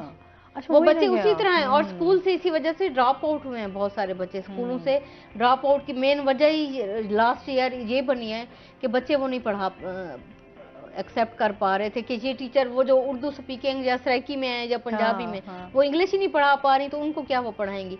और प्राइवेट स्कूलों का रुख वालिदैन इसलिए नहीं कर पाते कि जो गुज़श्ता कोविड के बाद से हमारे माशी हालात चल रहे हैं, वो उसमें ये नहीं अफोर्ड कर सकते कि अपने 1 या 2 बच्चों को अच्छे स्कूल में एडमिट करवाएं, वहाँ उनकी फीसें ही इतनी हैं। हाँ, आप थोड़ा सा निज़ाम को एक शफाफ और मॉनिटरिंग रखने के लिए ज़रूरी है कि प्राइवेट स्कूलों को भी पाबंद हैं गवर्नमेंट की तरफ से भी और प्राइवेट स्कूल एसोसिएशन की तरफ से 25% उन्होंने वेलफेयर के बेस पे एडमिशन देने जो नहीं होते हैं, क्योंकि उनकी कोई उस तरह से मॉनिटरिंग ही नहीं हो रही है। तो आप थोड़ा, ताकि कोई गरीब का बच्चा किसी को एडमिशन मिल सके। हम जो 1-2 स्कूलों में मैं जाती हूँ, मैंने सुबह के टाइम देखा है चौकीदार अपने बच्चे को सरकारी स्कूल में छोड़ने जा रहा होता है, वो उसी बहुत हाई क्वालिटी के और आला लेवल का स्कूल है वो। मुझे बहुत फील होता है कि यार क्या इस एक बच्ची या बच्चे के लिए भी जगह नहीं थी उस स्कूल में जो लाखों रुपए फीसें ले रहे हैं, हजारों रुपए मंथली फीस ले रहे हैं, एक बच्ची को पढ़ाने के लिए भी नहीं थी। और एक और हमारे यहाँ जो निज़ाम होता था, आपको भी शायद याद हो, मुझे याद है जब हम पढ़ते थे कि जो जिस क्लास को हम पास आउट कर लेते थे वो बुक्स हम स्कूल की एक बना हुआ था बकायदा बैंक, बुक बैंक, तो हम उसमें जमा कराते थे। अच्छा, ताकि दूसरे अब नहीं है ये चीजें खत्म नहीं है, बिल्कुल ऐसे ही है। इस कल्चर को प्रमोट करने की जरूरत है। बिल्कुल ऐसे ही है कि जो लोग नहीं अफोर्ड कर सकते, जो वो उनको किताबें, अच्छा स्पेशली टीचर्स जो हैं वो आती थी ये कहने के लिए, बुक्स जमा करने के लिए कि जो बच्चियां जो हैं या बच्चे हैं उन्होंने अपनी बुक्स देनी है, वो यहाँ पर सारे जो हैं वो जमा करवा दें ताकि ये बुक्स जो हैं उन बच्चों के लिए होंगी जो बच्चे बुक्स नहीं खरीद सकते। मैं तो ये कहता हूँ कि ये कंपल्सरी होना चाहिए। हाँ जी, बिल्कुल। कि आप फिर बुक्स जो है वो गार्बेज में डालते हैं और ये जाया होती हैं। कुछ लोग तो बेच देते हैं। इसलिए बेहतर ये है कि ये कंपल्सरी होना चाहिए कि जो बच्चा दूसरी क्लास में जाए वो पिछली क्लास की किताबें जो है वो छोड़ जाए और वो जो अगली क्लास के बच्चों को दे दी जाए जब तक निसाब जो है वो तब्दील ना हो। ये कंपल्सरी करना चाहिए प्राइवेट स्कूलों में भी, सरकारी स्कूलों में भी। इससे जो है वो मुल्क में कागज की बचत भी होगी कि हमें कागज इंपोर्ट नहीं करना पड़ेगा और किताबें नई छापनी पड़ेंगी जब तक हम कोई नई डेवलपमेंट नहीं लाते। और दूसरा यह है कि बहुत सारे लोगों का जो है वो भला भी होगा। अच्छा, अभी जिस तरह से डॉलर के हवाले से भी बात करेंगे कि डॉलर भी परवान चढ़ा, अभी चढ़ेगा मजीद, मेरे ख्याल में लोग इसके लिए भी मेंटली प्रिपेयर अपने आप को। हम तो कहते हैं, हम डेली जब सो के उठते हैं ना, तो मैं तो सुबह मेंटली प्रिपेयर होती हूँ कि आज या तो पेट्रोल की कीमतों में इजाफा होने वाला है या फिर आपके बिजली के बिलों में या तो कोई आपका यूनिट जो है उसमें इजाफा कर दिया जाएगा। तो हर रोज जो है वो एक नए चैलेंज के लिए जो है वो खुद को तैयार करना पड़ता है। तो अच्छा इसमें जो है ना बहुत सारी जिम्मेदारी, ठीक है, जो कि जो गवर्नमेंट होती है उसकी सारी जिम्मेदारी होती है, मैं समझता हूँ। लेकिन बहुत सारे जो ऐसे अंडर डेवलपिंग कंट्रीज होते हैं वहाँ पर जो अवाम है वो भी शऊर का मुजाहरा करती है और हुकूमत का साथ देती है। अब हम हुकूमत का क्या साथ दे रहे हैं, आप देखें कि हम जो है वो तकरीबन जो है वो 10 से 15 अरब रुपए की चाय सिर्फ पी जाते हैं पूरे साल में। ठीक है, हमें 10 से 15 अरब रुपए की चाय इंपोर्ट करना पड़ती है। हाँ। और ये देखिए कितना बड़ा इंपोर्ट बिल है हमारे ऊपर। अच्छा क्या करें, अब चाय पीना जरूरी है। अच्छा। वो कहते थे किसी उसमें ना टाइम में चाय एक सस्ती होती थी, अभी चाय बहुत महंगी होगी, आम लोग नहीं पी सकते। अच्छा चाय को छोड़ दें आप, अच्छा अब ये जो चीज है, जो चीज मोज़रेला चीज और फलां चीज, ये चीज जो है अब क्या इसके बगैर भी हम नहीं जी सकते? अच्छा हाँ। जो खुर्दनी तेल है, क्या हम इसके बगैर नहीं जी सकते? कि खुर्दनी तेल है, ठीक है, हमें ज़रूरत है, लेकिन हम देख रहे हैं कि वो उससे बीमारियां भी बढ़ रही हैं। हाँ। ठीक है, और जो महंगा भी होता जा रहा है, हम जरा उसी को कम कर लें। हम अपनी कोई चीज़ जो है वो कम करने को तैयार नहीं है। हाँ। अब चावल है, अब देखें चले हमारे मुल्क में बहुत होता है, आप अगर थोड़ा कम खाएंगे तो ये बाहर चला जाएगा तो आपको ज़रा मुबादला आएगा। अच्छा, इसमें भी तो सर आप नहीं समझते हमारी इंडस्ट्रीज जिस तरीके से बंद हुई, अच्छा लोगों के रोजगार यूं समझ लें कि बंद हुए ना, लोगों को निकाल दिया गया। अब जब इंडस्ट्रीज बंद हो जाएंगी, जब आपका यहाँ से एक्सपोर्ट बंद हो जाएगा, तो फिर यहाँ पर किस तरीके से हम सर्वाइव करेंगे? अब हाँ। आप यहीं दूर न जाए, हमारे मुल्तान शहर की मिसाल मौजूद है कि हमारे मुल्तान शहर में जो है वो खड्डी पर जो है वो कपड़ा बनता था, खड्डी पर कालीन बनते थे और बड़े मशहूर थे और पावर लूम्स थी। और बैरून मुल्क हमारा कालीन जो एक वक्त था कि यहीं हमारे हरम गेट में जो है वो कालीन के इतने बड़े बड़े कारखाने थे जिनकी बाकियात अब भी मौजूद हैं, और वो सारा कालीन जो है वो इंग्लैंड तक में इंपोर्ट होता था, इंग्लैंड तक में जो है वो एक्सपोर्ट किया जाता था। ठीक है, तो अब वो इंडस्ट्री जो है हमने बंद कर दी है। हमारी जो पावर लूम्स हैं वो कोड़ियों के भाव बिकी हैं, जिनसे हजारों लोगों का रोजगार वाबस्ता था, और ऐसे ऐसे लोग जिन्होंने उम्र गुजार दी वहाँ पावर लूम्स पर, अब वो वहां से अगर निकले हैं तो वो कोई और काम करने के काबिल भी नहीं है। तो इस कम से कम जो है वो इंडस्ट्री चलाने के लिए हुकूमत अगर जो है वो तवज्जो दे कि कम से कम हमारी ये छोटी छोटी इंडस्ट्री जो है वो बंद ना हो, और बल्कि हुकूमत को तो ये प्रमोट करना चाहिए कि लोगों को ये तरकीब देना चाहिए कि आजकल वो चाइना जो है वो इतनी बड़ी बड़ी मशीनें बना, और हमारे पास ऐसे कारीगर बैठे हैं कि वो चाइना की कोई मशीन आती है वो उसको देखकर वैसी की वैसी गुजरांवाला में, फैसलाबाद में ऐसे मैकेनिक और लोकल कारीगर बैठा है जो वैसी मशीनें बना लेता। ऐसी छोटी छोटी मशीनें जो हैं वो लोगों को दें, उन्हें कहें भाई घर में बैठ के आप नट बोल्ट बनाएं, कोई छुरी बनाएं, कोई इस तरह का कोई कोन बना लें, कोई बच्चों के खाने पीने कोई टॉफी बना लें, कोई चॉकलेट बना लें। इस तरह के रोजगार जब तक हम मिलकर, हुकूमत और अवाम मिलकर जब इस तरह की चीजें बाहर के ममालिक के लोग भी तो पाकिस्तानियों को क्यों बुला रहे होते हैं, क्योंकि जाहिर सी बात है कि उस तरीके से काम करते हैं उतनी, एक तो टेक्निकल है और दूसरा बड़े मेहनत बहुत मेहनती है। तो अच्छा वही चीजें जो है वो उनके यही है ना, हम अब यहाँ लाइनें लग के, अब हमारा अब ये खानेवाल रोड पे चले जाए, वहाँ 3-4 ऐसे वो मेडिकल सेंटर्स हैं जो बाहर के मुल्कों में जाने के लिए अप्रूव्ड है, और वहाँ से आपने मेडिकल कराना होता है। वहाँ सुबह से देखे मैं बड़ा अफसोस होता है कि नौजवानों की एक बहुत बड़ी तादाद, पता नहीं कोई माँ के जेवर बेच के, कोई बाप की जमीन बेच के, किस तरह जो है वो पैसे इकट्ठे करके वो वहाँ मेडिकल करा के बैरून मुल्क जाने के ख्वाहिशमंद होते हैं। और यार यही आप पैसे जो है वो मुल्क में इन्वेस्ट करें, मुल्क को भी फायदा हो, और दूसरा ये कि आप कोई छोटी इंडस्ट्री लगा ले। एक हमारे पास मसला ये है कि हम बाहर जाके वो डिश वॉशिंग कर लेते हैं, यहाँ कोई छोटा काम करते हैं ना हमें बड़ी मुसीबत सूझती है, यहाँ हमें बड़े मसाइल होते हैं कि बुरा लगता है कि लोग क्या कहेंगे, खुदा की कसम मैं ये समझता हूँ कि अगर मुल्तान कह रहा हूँ कि पूरे मुल्क के हमारे जो लोग हैं ना, एक इस फिक्रे से जान छुड़ा लेना कि लोग क्या कहेंगे, हमारे शायद कोई 50% मसाइल ही हल हो जाए।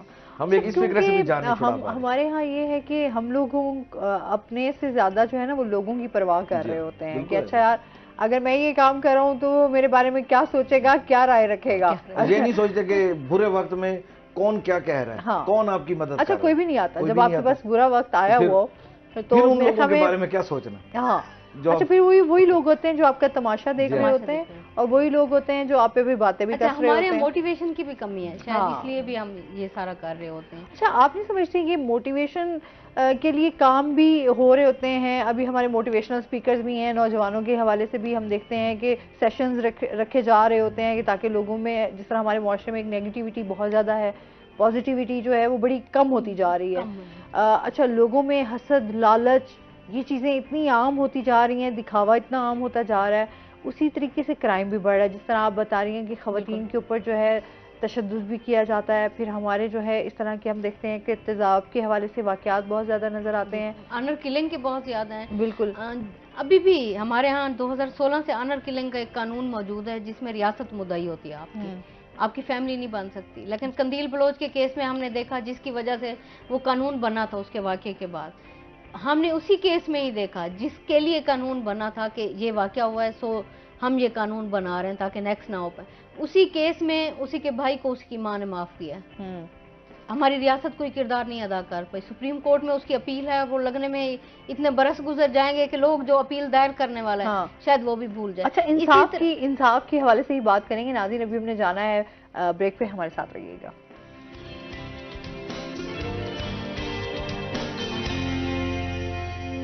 वेलकम बैक नाज़रीन। हम बात कर रहे थे इंसाफ के हवाले से। अच्छा, बहुत सारे मसाइलों में ये भी एक सबसे बड़ा मसला है कि हमारे यहाँ इंसाफ नहीं है ना।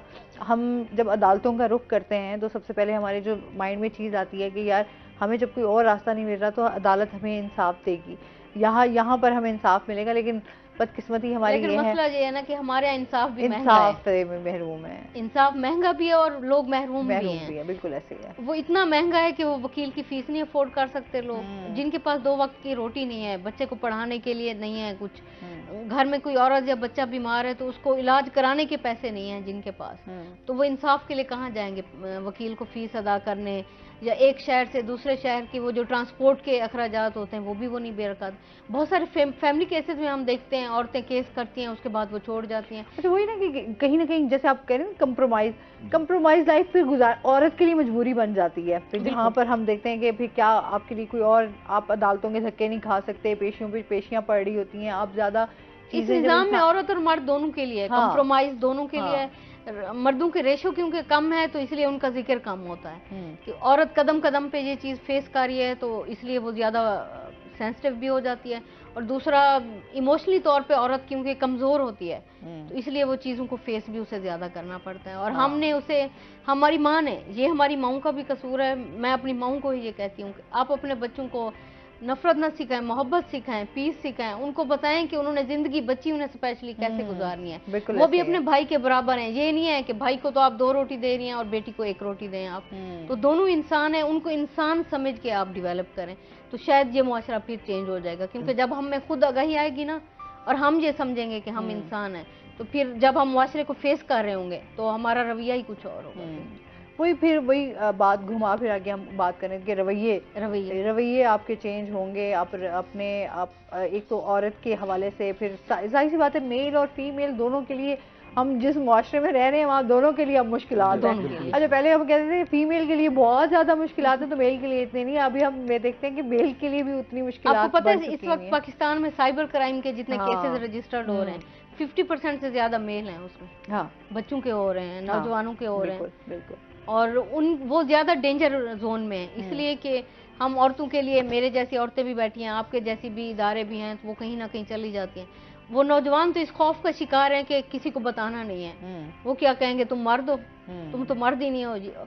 और ये जो टैबोज हमने बना रखे हैं ना अपनी ईगो के और मर्दानगी के, जो पिदरशाही निज़ाम में है, इसको हमें तोड़ना पड़ेगा ताकि हम इंसान हो के आगे बढ़ सकें।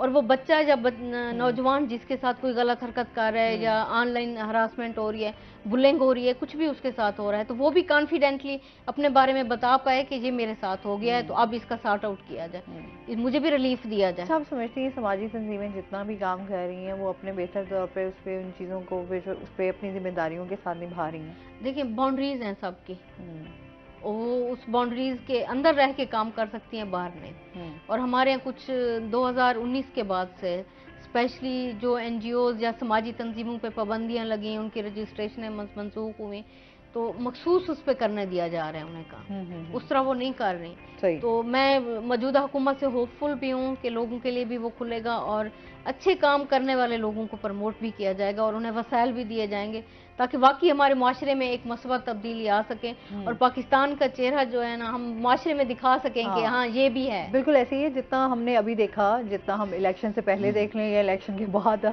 हमने जो सूरत हाल देखी यूसुफ साहब, वो हमारे लिए हमारा जो सियासत का एक रुख गया है वो इंटरनेशनल तौर पे हम देखें कि जितना हम लोगों को क्रिटिसाइज़ किया गया है स्पेशली पाकिस्तान को, वो बहुत बुरे तरीके से जो है वो पेश किया गया, जिसमें हम लोग समझते हैं कि बैरून ममालिक के साथ हमारे ताल्लुकात जो हैं उस तरीके से अब काफ़ी कमजोर हैं। जो आप लोग बात कर रहे हैं ना इंसाफ की, इंसाफ का शऊर तो अभी बहुत दूर की बात है। अभी तो रियासत जो अपनी बुनियादी जिम्मेदारी है वो नहीं अदा कर पा रही। बिल्कुल, हम अपने सिर्फ जनूबी पंजाब में देखें तो मैं आपको बहुत सारे इलाकों की, बेड के इलाकों की या पहाड़ी इलाकों की एग्जांपल्स दे सकता हूँ कि जहाँ जो थाना है वो 20 से 25 किलोमीटर दूर है।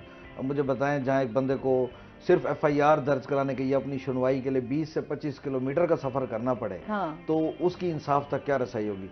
दूसरा, वो साबिक सदर ज़िया-उल-हक साहब ने 1981 में हाई कोर्ट के बेंचेस बनाए थे और उन्होंने नारा लगाया था दहलीज पर इंसाफ। और दहलीज पर इंसाफ की हालत यह है कि आज भी हमारे जो राजनपुर, अलीपुर के बेड के इलाकों के लोग हैं, अगर उन्होंने हाई कोर्ट मुल्तान बेंच पेशी पर आना हो तो वो एक रात पहले सफर करते हैं। बिल्कुल। और सुबह आप जाके देखें अदालतों के बाहर, अभी अदालतों में दर इंसाफ जो है वो खुला नहीं होता और लोग बाहर खड़े होते हैं, बेच के आते हैं। और अगर आगे जाके पता, और जब वो पेशी पर हाजिर हो, पता लगे भाई जज साहब छुट्टी पर है, या जज साहब ने 1:30 बजे तक काम करने के बाद 2 बजे तक काम करने के बाद काम नहीं किया और केस जो है मुलतवी कर दिए गए हैं। आप सोचें उस शख्स पर क्या गुजरती होगी। बिल्कुल ऐसे ही है। मैं कह रही हूँ ना, हमारे अंदर शायद एहसास भी जो है वो बहुत बुरे तरीके से खत्म हो चुका हुआ है। अच्छा, फिर सेल्फिश बहुत ज्यादा हो गए। अच्छा, फिर वही हुकूमत भी, अच्छा जितने मसाइलों में हम उलझते जा रहे हैं, वो जो हम कहते थे नारा लगाते रहे रोटी कपड़ा मकान, अभी तक हम रोटी कपड़ा मकान में इसी के गिर्द घूम रहे हैं। अब भी देख ले, नई हुकूमत आई है, उन्होंने पहली तरजीह ये दी है कि जी वो जो आटा है या वो राशन है वो हमने घरों घरों तक पहुंचाना है। आटे पर भी हमने तस्वीरें लगा दी हैं, आटे के थैले पर। अभी तक हम इन बुनियादी चीजों से नहीं निकल रहे कि हम आटे पर वो कर रहे हैं। हम जो है वो 30 साल से आवाम को जो है ना यही सस्ता आटे के पीछे लाइनें लगा, माशाल्लाह से आवाम भी हमारी जो सस्ते आटे की तरफ भागती है और जो लाइनें लगी हुई होती हैं, लोग अपनी जानें भी गंवाते हैं। 21-22 में आपने देखा पूरे सूबे में, बल्कि पूरे पाकिस्तान में कितने लोग जानों से गए हैं इसी सस्ते आटे की लाइनों में लगकर। लेकिन उनकी मजबूरी भी है ना, वो कहाँ जाए, उनके मुआशी मसाइल ऐसे हैं, वो उस चक्कर में कि चलो जब आपके पास खाने को नहीं होगा, जब आप इस तरह की, जब आप ऐलानात किए जाएंगे कि जी यहाँ पर आपका आके सस्ता आटा मिलेगा, तो लोग तो दौड़े लगाएंगे, जहाँ से सस्ती चीज मिलेगी। खवातीन भी भागेंगी, मर्द भी भागेंगे। अच्छा, बाद में ये भी कहते हुए लोग सुनाई देते थे कि यार ये आटा जो है ना वो किसी काम का नहीं है, इसकी रोटी सही नहीं बनती, ये मुजरे सेहत है, लेकिन उसके बावजूद लोग ले रहे हैं सिर्फ इसलिए कि सस्ता मिल रहा है। अच्छा, फिर बहुत ज्यादा लोगों ने, जब एक ही घर के भी 5-5, 6-6 अफराद भी शामिल हुए, बिल्कुल ऐसे, तो जाहिर सी बात है ये। अच्छा, और मजे की बात ये है कि वो जो सस्ता आटा दिया गया है पिछले साल, और उसमें लीगली तौर पे और ऑफिशियली तौर पे तस्लीम किया गया है कि वो सिस्टम गलत था। अच्छा, और हम पहले चीजें प्लान नहीं करते, हमारा ये बहुत बड़ा मसला है। और उस वक्त यकीन ध्यान करवाएंगे ये शफाफ है, गैर जानिबदार है। हमने प्लान क्या करना, बाद में जो है वो फिर जब वो काम हो जाए, सिस्टम हो जाए। हम तो यही कहते हैं कि जब आप यही एक छोटी सी मुल्तान की या किसी मुल्क या किसी सड़क की मिसाल ले लें कि ये सड़क जी 2-3 साल पहले बनी थी और अब इसको दोबारा तोसी की जा रही है, तो आप भाई प्लानिंग जो आपका डिपार्टमेंट है उसके लोगों को सजाएं क्यों नहीं देते कि ये मंसूबा जब एक दफा बन रहा था तो तब क्या था। अच्छा, उस वक्त क्यों नहीं सेवरेज की अभी तक हम देखें कितना सेवरेज के हमारे यहाँ पे इश्यूज हैं, हम लोगों अभी साफ पानी से महरूम हो गए हैं। क्या है जी, अब रोड्स फिर टूट फूट का शिकार हैं, फिर लोगों के लिए मुश्किलात हैं, लोगों कहते हैं कि हमारे लिए जो है वो कमाना मुश्किल हो गया।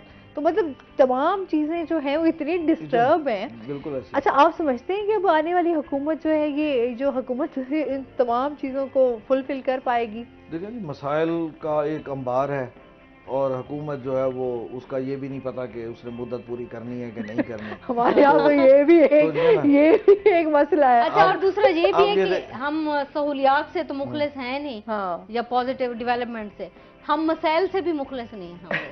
74 सालों में हमने 25 वजीर आजम बना दिए हैं, ठीक है, तो मसाइल कंसिडरेशन होगी नहीं, किसी का लॉन्ग टर्म प्लान नहीं चलेगा, तो किस तरह जो है वो। अच्छा, लोगों ने अभी भी ये कहना है कि ये PDM 2 बन चुकी हुई है, कि वही तमाम चीज़ें जो है हमने देखा कि जो पिछले उन्होंने अपनी हुकूमत में जो बनी, वो 1-1.5 साल जो उन्होंने गुजारा, उन 1.5 सालों में जितनी महंगाई हुई, जितना लोगों के लिए मुश्किलात पैदा हुई, तो ये तमाम चीज़ें भी तो उसी टेन्योर में हुआ।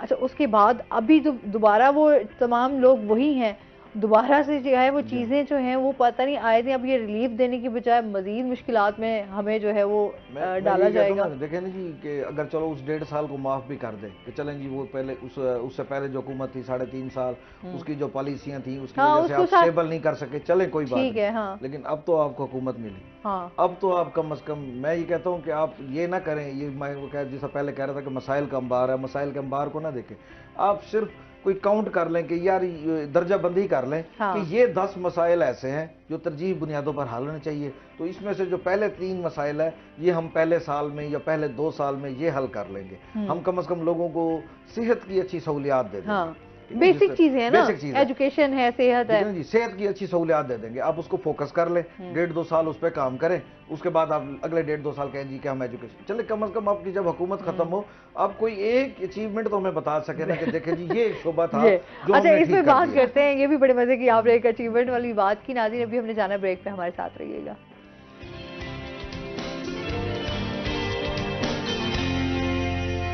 वेलकम बैक नाज़रीन। अच्छा, जिस तरह से यूसुफ बात कर रहे थे ना आप, बहुत सारी हम लोगों के हम देखते हैं कि जी जितनी भी पार्टीज आती हैं हुकूमत में, जिस तरह से नए लोग आते हैं ना, तो वो अपने जो काम होते हैं ना जो थोड़े बहुत कर, जैसे नून लीग ने मोटरवे के हवाले से वो कर लिया, हमने जी फलां चीज़ कर दी, तो वो सड़कों पर ही बात करते हैं। भाई जो हमारे सेहत के मसाइल थे, हॉस्पिटल्स बनाए गए, नो डाउट, लेकिन उनमें सहूलियात भी तो देनी थी। खाली अगर आपने सिर्फ एक अपना बोर्ड नाम का कि हमने ये प्रोजेक्ट स्टार्ट किया और हमारे नाम से ही ये चल रहा है, तो उसमें तो सहूलियात देना भी तो आपका ही फर्ज बनता था। कितने अभी जो अपग्रेड किया गया, अभी जो रेनोवेट किया गया, वजीर आला मोहसिन नकवी साहब ने जितना हॉस्पिटल्स की जो है हवाले से हमें दिखाया कि कितना काम होने वाला था, तो ये तो मेरे ख्याल में जितने साल आपको हुकूमत में मिले थे, तो ये तो हमें तो मुश्किलें आती नहीं होनी चाहिए थी सेहत के हवाले से। बिल्कुल ऐसी बात यह है कि जो भी गवर्नमेंट आती है वो जब अगले इलेक्शन में वो अचीवमेंट्स गिनवा रही होती है, हाँ। तो मैं सबसे पहले रोड्स का जिक्र आता है। ठीक है, रोड्स भी बुनियादी जो है वो मसाइल का हल है, जरूरत है, और इससे तिजारत में लोगों को आसानी होती है, लोगों को आने जाने में, शहरी सफरी सहूलियात में बहुत आसानी हासिल होती है। लेकिन मसला ये है कि सिर्फ ये तो नहीं चाहिए ना, हमें बहुत सारी ऐसी बुनियादी, अब मुझे बताएं कि आइन के आर्टिकल जो है वो 25 है, ठीक है, आर्टिकल जो पहले 25 आर्टिकल है उसमें जो है वो मुफ्त तालीम जो है वो मैट्रिक तक वो देनी लाजमी है। क्या आपने सबको दे दी?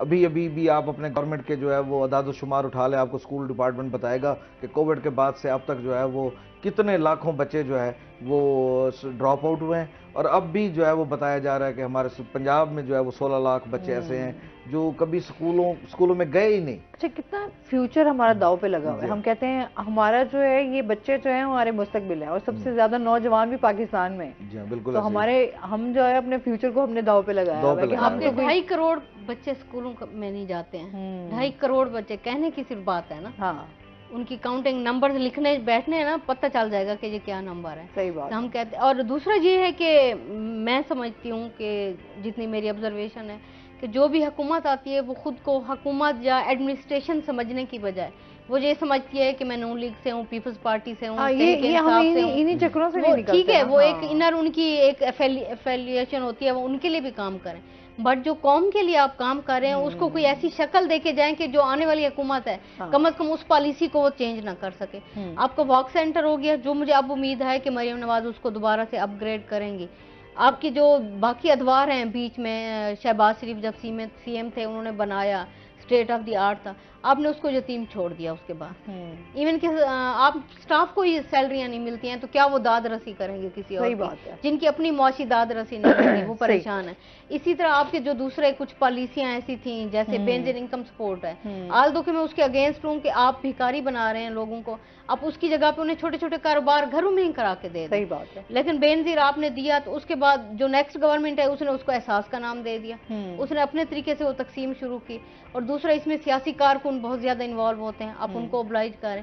तो इस कौम के लिए सोचें। बेनजीर इनकम सपोर्ट 2008 में सर्वे हुआ था, तो 2008 और 2024 है। अब हेल ऑफ डिफरेंस है लोगों के मुआशी हालात में भी। और वो लोग जो बेनजीर से मुस्तफीज हो रहे हैं बरसों से, उनके मुआशी हालात फिर भी बेहतर हो चुके हैं। वो जो सफेद पोश हैं, जिनकी जॉब्स चली गई हैं, जिनके पास खाने को कुछ नहीं है, बच्चे स्कूलों में नहीं जा रहे, सेहत की सहूलियत, साफ पीने का पानी भी नहीं है जिनके पास, तो आप उसको भी शामिल करें। अब हर कम से कम 5 या 10 साल बाद आपको नया सर्वे करवाना चाहिए। हम एजुकेशन भी उसी को दे रहे हैं, हेल्थ भी उसी में दे रहे हैं, और बुजुर्गों का जो हमने प्रोग्राम लॉन्च किया था वो भी उसी एक ही घराने के वो अंडर घूम फिर रहा है। और ऐसे घराने में जानता हूँ जिनकी खवातीन ने जो है वो पैसे इकट्ठे करके आगे जमीनें ले ली हैं, तो वो बाद वक्त साल 6 महीने पैसे नहीं मिलते, फिर जब इकट्ठे मिलते हैं तो जमीनें ले लेती हैं। और बेनजीर इनकम सपोर्ट प्रोग्राम के जहां भी पैसे मिल रहे होते हैं, आप जाके देखें हर खातून मोटरसाइकिल पर आई होती है। तो ऐसे ही है। अच्छा, जब आप मोटरसाइकिल वाले जो मोटरसाइकिल अफोर्ड कर सकता है, मैं नहीं समझता कि वो इतना गरीब है कि वो इमदाद ले। हमारे पास तो ऐसे घराने हैं जिनके पास पैदल सफर करने के पैसे नहीं, लेकिन ये है कि वो मैं अभी भी बात करती हूँ यूसुफ साहब, बहुत सारे ऐसे लोग हैं जो, बहुत सारी ऐसी खवातीन हैं जो डिजर्विंग नहीं है, वो आकर जो है वो ये इससे मुस्तफीद हो रही हैं। बिल्कुल। अच्छा, जो ऐसे बहुत सारे घराने हैं जो बेचारे आके रोजाना बेस पर धक्के खाते हैं, किराए भर कर आते हैं कि हमारी रजिस्ट्रेशन हो जाएगी, लेकिन उन खवातीन को जो है वो बाहर ही, इदारों के बाहर ही, उनके ऑफिस के बाहर ही धक्के खा के वो बेचारी रात को गुम हो जाती हैं।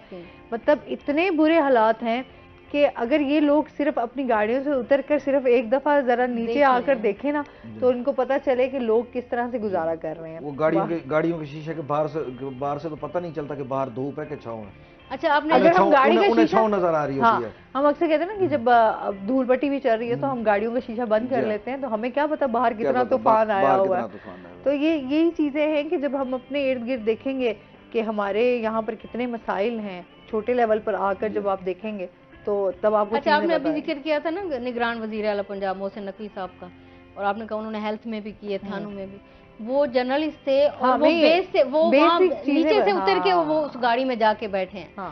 तो उनको पता है कि आम आदमी की क्या चीजें थी और इस वक्त इस पंजाब की आवाम को किन चीजों की जरूरत है। सो उन्होंने उन चीजों पे टारगेट, अदरवाइज वो भी शायद कोई लग्जरी इंस्टीट्यूट बनवा देते, कोई ऐसी चीज या बेनजीर इनकम सपोर्ट की तरह कोई स्कीम शुरू कर देते। उनको पता था कि हेल्थ में क्या होता है लोगों के साथ, वो उन अस्पतालों में गए, वो उन जेलों में गए, उन थानों में वो गए। बिल्कुल बिल्कुल। अच्छा, जिस इंसान ने ये तमाम चीजें देखी हुई हो या कहीं ना कहीं कोई ऐसा वाकया इंसान की जिंदगी में होता है जो उसने फेस किया हुआ हो, तो वो उसको बेहतर तौर पे जो है वो जानता भी है और वो कोशिश करता है कि मैं उसको जो है वो। और जब आपके किचन ही कोई और चलाएंगे तो आपको कैसे पता होगा कि किचन के अखराजात क्या हैं? बिल्कुल ऐसे ही है। चले जी, ये तो हमारे इतने सारे मसाइल है जिससे हम बातें करते रहे, एक अच्छी गपशप रही। बहुत शुक्रिया नीला, आप हमारे साथ रही। यूसुफ साहब आपको भी बहुत शुक्रिया। और इसके साथ ही नाजरीन, एक अच्छी उम्मीद के साथ हमेशा इंसान को रहना चाहिए कि अल्लाह ताला हम सबके लिए आसानियाँ करे। अपना बहुत सारा ख्याल रखिएगा, दुआ में याद रखिएगा। इंशाल्लाह ज़िंदगी ने साथ दी तो फिर आपसे मुलाकात होगी। अल्लाह हाफ़िज़।